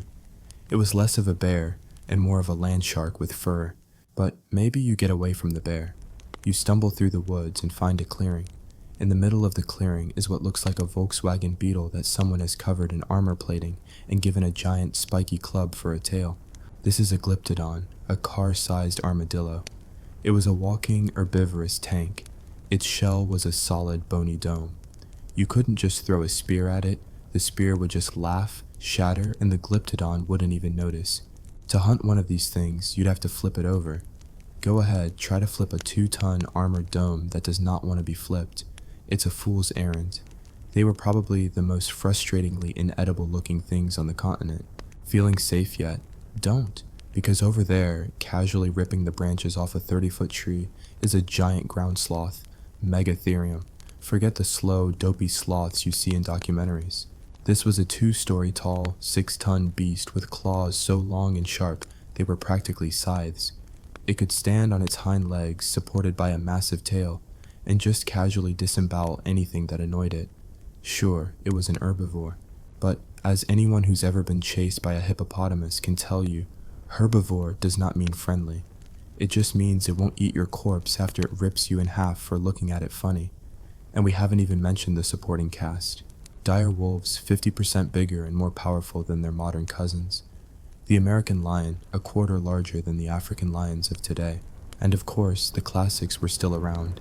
Saber-toothed cats whose entire evolutionary purpose was to be a delivery system for 2 giant serrated knives. This wasn't a food chain, it was a food demolition derby, and our ancestors had just entered the arena on a unicycle. So how, in the name of all that is holy, did they survive? Let alone conquer 2 entire continents? This is where the story gets even more absurd. For a long time, the prevailing theory was something called Clovis first. The idea was that a single group of people defined by their beautifully crafted fluted spearheads, the Clovis points we talked about, burst out of the ice-free corridor around 13,000 years ago and spread like wildfire. Think about the sheer insanity of this proposition. One culture, one toolkit, supposedly populated North and South America, from the Arctic to the tip of Tierra del Fuego, in the span of a few hundred years. A few hundred years. That's less time than has passed since the founding of Jamestown. It's not a migration, it's a blitzkrieg. It's as if a handful of families landed in Portugal and by the time their great-great-great-grandchildren were born, they had already colonized all of Europe and Asia, right up to the coast of China. It's logistically preposterous. And yet, for decades, that was the story. Clovis was first. Clovis was everywhere. These people, armed with their killer-app spear points, were portrayed as a prehistoric super army, a wave of humanity that washed over the continent. And what happened when this wave hit that menagerie of giant murderous furballs? Extinction.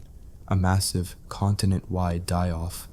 In the blink of a geological eye, about 75% of North America's large mammal species vanished. The mammoths, the mastodons, the short-faced bears, The giant sloths, the car-sized armadillos, the horses, the camels. Poof, gone. The timing is suspicious. For millions of years, these creatures had survived ice ages, volcanic eruptions, and all sorts of planetary mood swings. Then, a few scrawny, two-legged apes show up with pointy sticks, and suddenly, the entire ecosystem collapses. Coincidence? The overkill hypothesis says no. It says our ancestors were so terrifyingly effective at hunting, so relentless, that they were basically a walking plague. Imagine being a giant ground sloth. Your entire life, you've had nothing to fear. You're a walking mountain of muscle and claws. Then one day, these weird, small, loud monkeys show up. They're puny.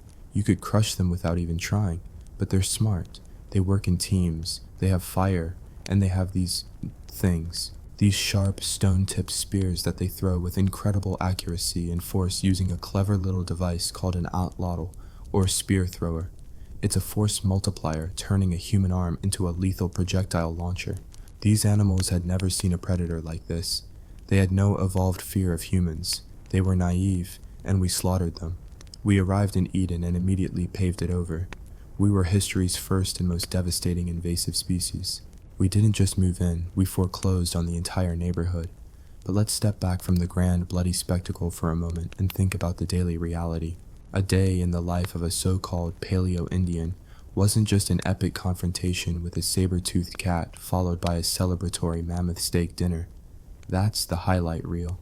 The rest of the time was a grueling, monotonous, and terrifying struggle for existence. It was the little things that would kill you. You're butchering a bison. Your flint knife slips. You get a deep cut on your hand. There are no antibiotics, no antiseptics. You pack it with moss and hope for the best. A few days later, it's red, swollen, and hot to the touch. You have a fever. You've just received a death sentence, not from a giant bear, but from a microscopic bacterium. Or consider food. Not all plants are friendly.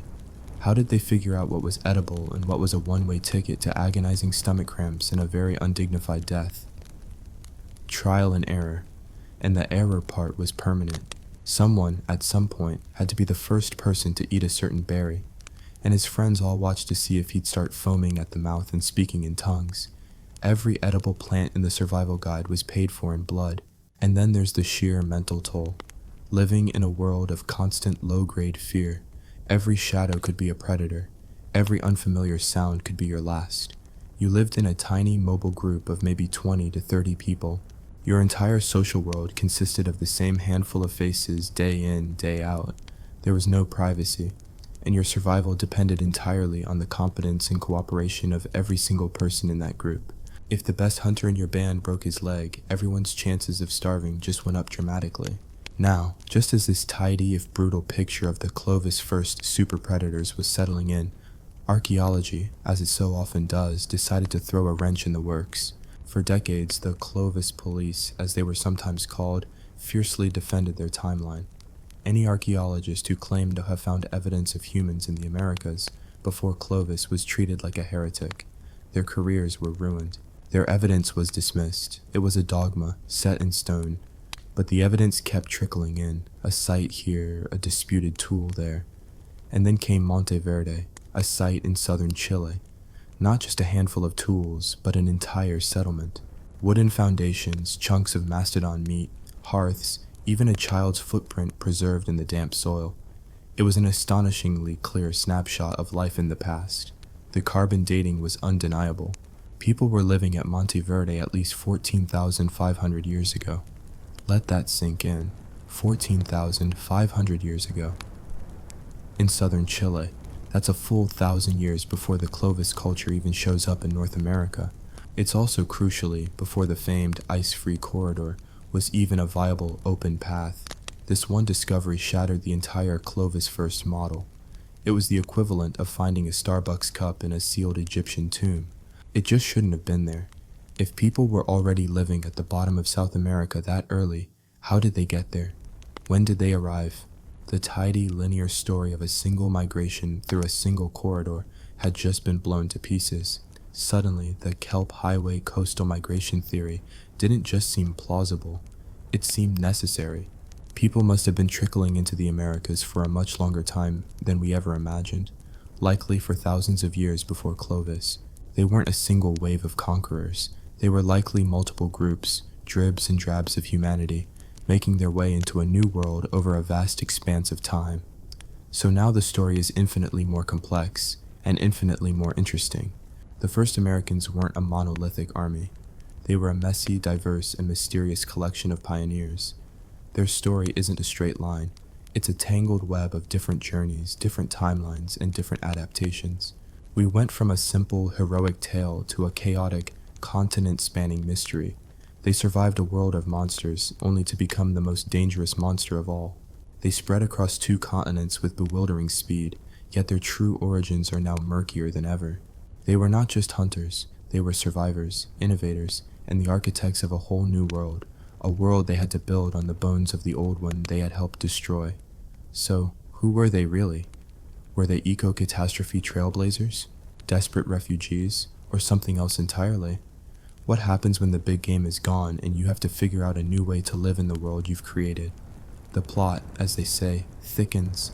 What do you think is the craziest, most unbelievable part of this story so far? The running bear or the car-sized armadillo? Tell me in the comments, I need to know. Alright, let's pick up the pieces, literally. The continent is littered with the bones of a lost world. The party is over. The megafauna, those glorious, oversized, and probably delicious walking buffets, are gone. For the people who had spent generations perfecting the art of hunting them, this was not just an inconvenience, it was an apocalypse. It was as if a master carpenter woke up one morning to find that all the trees in the world had vanished. The silence on the plains must have been deafening, the kind of quiet that follows a cataclysm. This was the great planetary hangover, and our ancestors woke up in a world they had helped to unmake, with a splitting headache and a gnawing emptiness in their stomachs. Congratulations, you've hunted your primary food source into oblivion.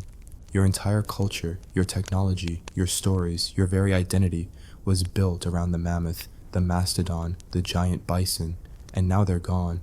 What do you do? This is the great now what moment in American prehistory. The end of the blockbuster action movie and the beginning of a slow, grueling, independent drama about survival. The age of heroes was over. The age of the hustler, the scavenger, the meticulous, back-breaking generalist was about to begin. And just when you thought things couldn't get any worse, the planet, in its infinite and cruel sense of humor, decided to throw one last Ice Age tantrum. Just as the world was warming up, melting the great glaciers and promising a brighter, less frozen future, the thermostat was suddenly, violently cranked back down.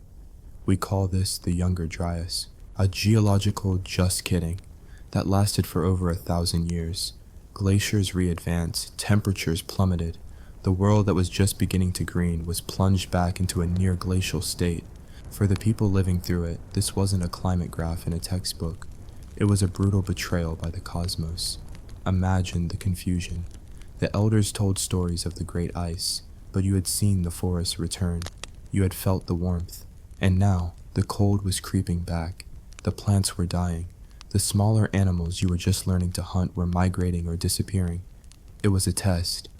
A final vicious filter designed to weed out anyone who wasn't paying attention. The big game hunting specialists? They were a dying breed. The future belonged to the flexible, the resourceful, and the desperate. This is the dawn of what archaeologists, in their love for drab, uninspiring names, call the Archaic period. It sounds boring, doesn't it? Archaic, like something you'd find in the dustiest corner of a museum. But this was the most creative, most dynamic, and most transformative period in American prehistory. It was the era where the first Americans truly became Americans, in all their bewildering diversity. It was the Great Scattering, the continental breakup. With no more giant herds to follow across the plains, people started to settle down. Not in cities, not yet, but they started to claim territories. They began to explore their local environments with an intensity that would make a modern botanist's head spin. They had to.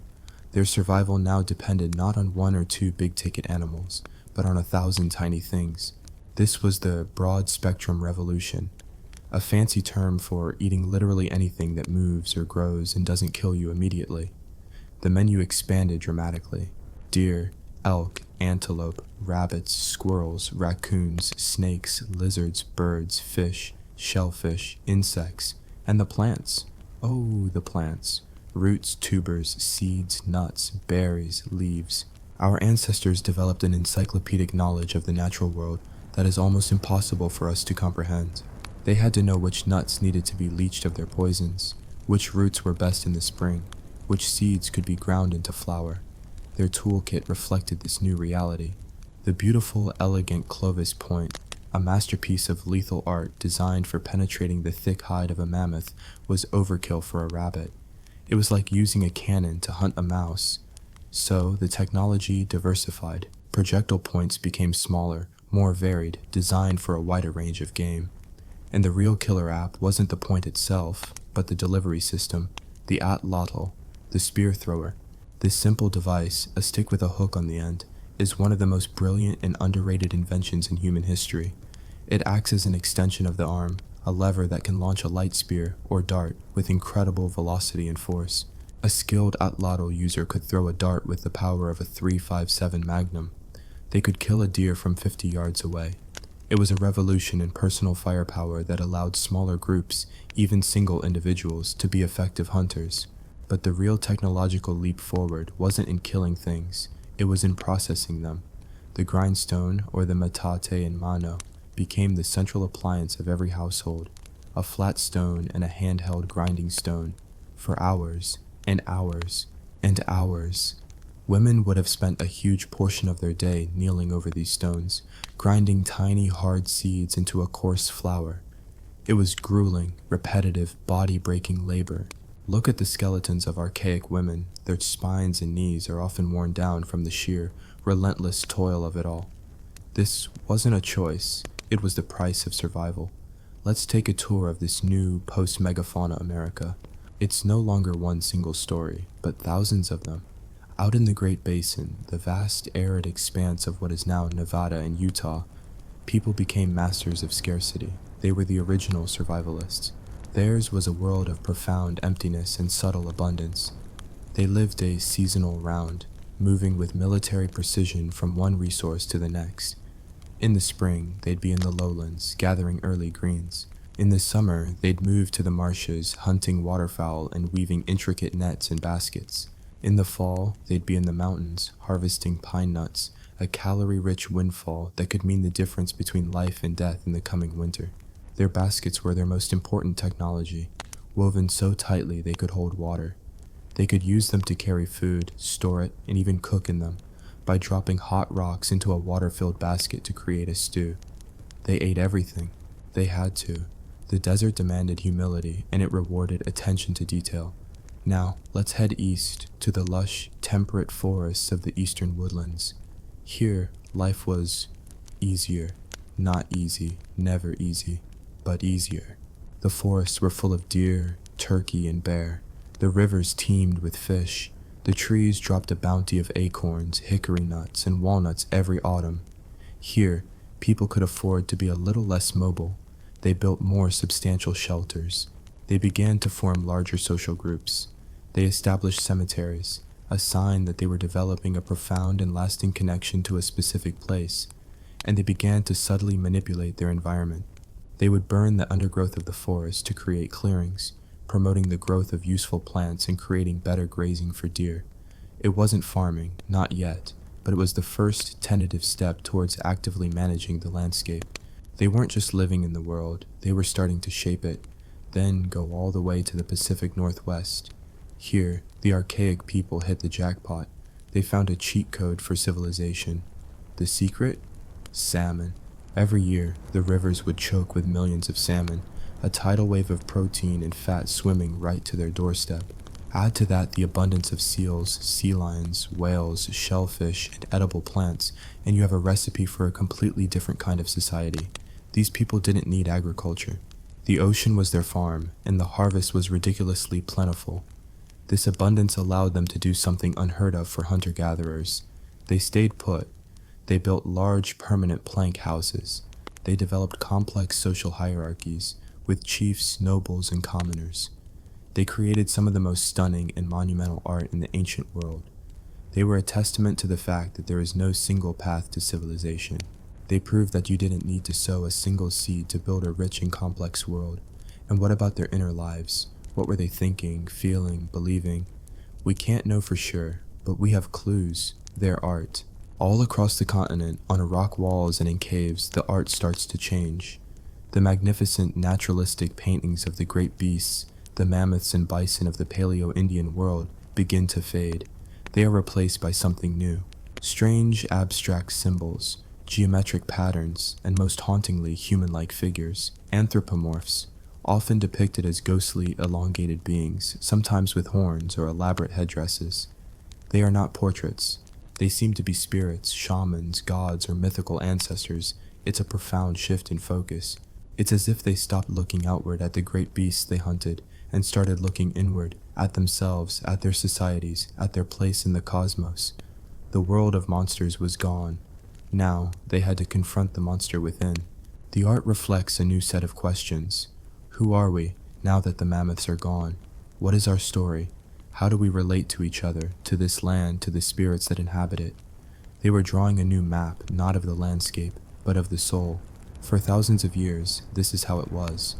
A continental mosaic of countless, unique, and vibrant cultures, each one a masterclass in adaptation, each one a unique answer to the question of how to live.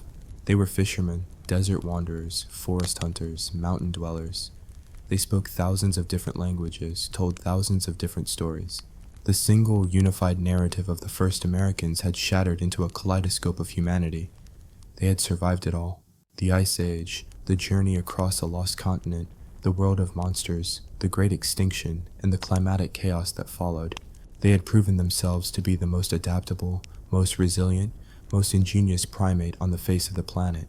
They had conquered the Americas, not with a single sweeping blitzkrieg, but through a slow, patient, and infinitely creative process of learning to belong. They were poised on the edge of a new world, one of their own making.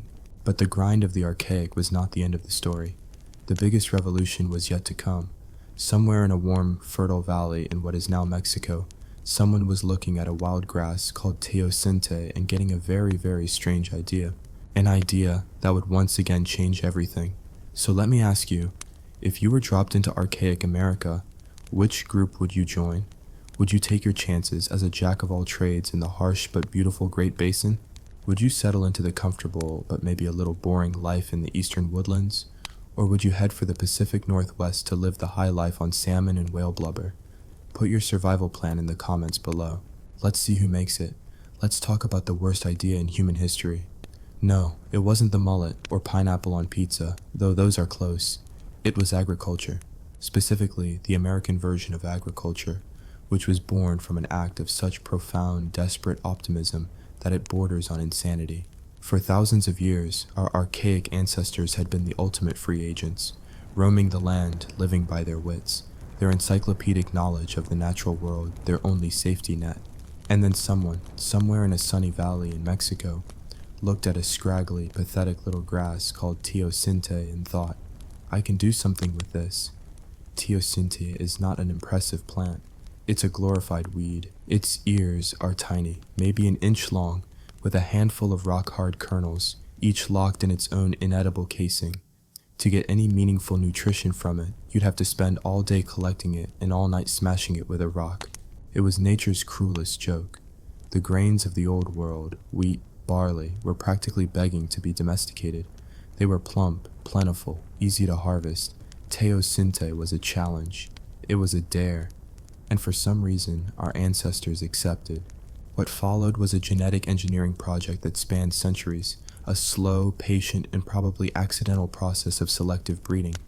They saved the seeds from the slightly less pathetic plants, the ones with a few extra kernels, the ones whose casings were a little bit easier to smash open. Generation after generation, they nudged this useless weed along an evolutionary path until, miraculously, it became something new. It became maize, corn, a plant so divorced from its wild ancestor that it's a biological marvel, a testament to human stubbornness. It was also a trap, because here's the dirty little secret about agriculture. It's a deal with the devil. The pitch is great. Settle down. No more chasing animals all over the continent. Just plant these seeds and food will magically pop out of the ground. But the fine print is a killer. Suddenly, you're not a free roaming hunter anymore. You're a farmer. You are chained to your plot of land. You have to clear the fields, till the soil, plant the seeds, weed the crops, scare away the pests, and pray to whatever gods you can think of that the rain comes at the right time. And the frost doesn't come at the wrong time. It's endless, back-breaking, repetitive labor. And your diet? It gets worse. A hunter-gatherer eats dozens of different plants and animals, getting a wide range of nutrients. A farmer eats corn, and more corn, and for a change of pace, some corn. Skeletons from the agricultural transition show a dramatic increase in malnutrition, iron deficiencies, and bad teeth. People literally got shorter. You have more food, in theory, but it's less nutritious and you are far more vulnerable. A drought, a flood, a plague of insects doesn't just mean a lean winter, it means mass starvation. You have traded freedom and variety for monotony and catastrophic risk. But they were clever. They didn't just stumble into this trap with one crop. They created a horticultural masterpiece, a holy trinity of subsistence known as the Three Sisters: corn, beans, and squash. It was a stroke of agricultural genius. The corn grows tall, providing a natural pole for the beans to climb. The beans, being legumes, fix nitrogen in the soil, fertilizing the corn. And the squash, with its broad, sprawling leaves, creates a living mulch, suppressing weeds and keeping the soil moist. Eaten together, they provide a complete protein.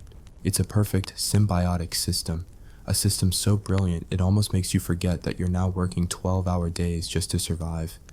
This agricultural package, this revolutionary and terrible idea, did not stay in Mexico. It spread, slowly, inconsistently, it moved north and south, transforming societies wherever it took root. Because once you have a surplus of food, even a precarious corn-based surplus, everything changes. Not everyone has to farm anymore. Some people can specialize. You can have potters, weavers, tool makers. You can have priests who specialize in begging the corn god for rain. And you can have chiefs or kings who specialize in organizing the surplus, which is a polite way of saying they take your corn, store it in a central location, and suddenly become very, very powerful. Congratulations, you've just invented taxes, social classes, and inequality. And so the cities began to rise, not the sprawling metropolises of the old world, but something uniquely American. In Mesoamerica, the Olmec emerged along the Gulf Coast, history's first great show-offs. They carved colossal stone heads, portraits of their rulers weighing up to 40 tons, from volcanic basalt that they quarried and dragged through 60 miles of jungle. Why? Because they could. It was the ultimate statement of power. I am so important. I can command hundreds of my people to spend years of their lives carving my giant grumpy face into a rock. They were the mother culture of Mesoamerica, laying the groundwork for all who would follow, with their pyramids, their ritual ball games, and their burgeoning obsession with calendars and blood. That obsession was perfected by the Maya, the great intellectuals of the New World. In the dense jungles of the Yucatan, they built stunning cities of white limestone pyramids that soared above the canopy. They were brilliant astronomers, capable of predicting celestial events with terrifying accuracy. They developed a mathematical system that included the concept of zero, a feat only a handful of cultures ever managed. They had the most advanced writing system in the hemisphere, a complex script of glyphs that recorded their history, their mythology, their royal lineages. They were, by any measure, one of the world's great classical civilizations. They were also spectacularly violent. Their kings were shaman lords who claimed to communicate with the gods by shedding their own blood, and who celebrated military victories with the ritual torture and sacrifice of captured nobles. Their world was a complex, beautiful, and deeply brutal place, a universe of stunning intellectual achievements built on a foundation of state-sponsored violence. And then, it all fell apart. Around 900 AD, the great cities of the southern lowlands were abandoned. The people walked away from the pyramids, the palaces, the ball courts, and melted back into the jungle. Why? We still don't know for sure. War, drought, endemic disease, a popular uprising against the bloodthirsty elites. History rarely gives you a neat conclusion, it just leaves the ruins. But don't think for a second that this story of cities and kings was confined to Mexico. Head north, across the Gulf, up the Mississippi River. Here, around the same time the Maya were collapsing, something incredible was happening. A city was rising from the floodplain, a city we now call Cahokia. right across the river from modern-day St. Louis. At its peak, around 1100 AD, Cahokia was larger than London was at the time. It was the heart of the Mississippian culture, a sprawling civilization built on corn. In the center of the city stood a massive, four-terraced earthen pyramid, Monk's Mound, a structure larger at its base than the Great Pyramid of Giza. Tens of thousands of people lived here, in a bustling, complex, and probably very smelly city. They had a vast trade network that stretched from the Great Lakes to the Gulf Coast. They had sophisticated art, complex religious beliefs, and a rigidly stratified society, all without writing, the wheel, or beasts of burden. Cahokia proves that the story of ancient America is not just the story of the Aztecs and the Inca. It is a story with 1,000 different chapters, 1,000 different expressions of human ingenuity and ambition. From the intricate irrigation canals of the Hohokam in the Arizona desert, to the great houses of Chaco Canyon in New Mexico, to the earthwork building cultures of the Ohio River Valley, the continent was a tapestry of rising and falling. Civilizations long before a single European sail appeared on the horizon. And that is the final, cosmic, and most bitter joke of all. For 15,000 years, perhaps more, the people of the Americas had survived everything the universe could throw at them. They had walked across a frozen world, stared down monsters from a lost age, and adapted to its disappearance. They endured catastrophic climate change, invented a whole new way of life from a handful of unpromising plants, and built civilizations that could rival any on Earth. They had conquered a hemisphere through sheer, bloody-minded resilience. They had fought and bled and starved and innovated and created a world entirely on their own terms. And then, after all that, the real apocalypse showed up. It didn't arrive with the roar of a glacier or the thunder of a mammoth's tread. It arrived on 3 small wooden ships, captained by a lost and confused Italian sailor who was looking for India. He brought with him a world of unseen killers, smallpox, measles, influenza, germs against which the people of the Americas had no immunity. He brought with him a lust for gold, a different god, and a concept of ownership that was utterly alien. The clash that followed was not a meeting of 2 worlds. It was an extinction-level event, the greatest demographic catastrophe in human history. So, who were the first Americans? They were the survivors of a 15,000-year-long epic. They were the original pioneers, the original engineers, the original astronomers. They were the people who built a world from scratch, only to see it undone in a historical heartbeat. Their story is not a prelude to someone else's. It is a grand, sprawling, and ultimately tragic epic of its own, a testament to the fact that you can survive almost anything except, perhaps, the future. What do you believe is the single greatest misconception people have about the Americas before 1492? Share your thoughts in the comments below.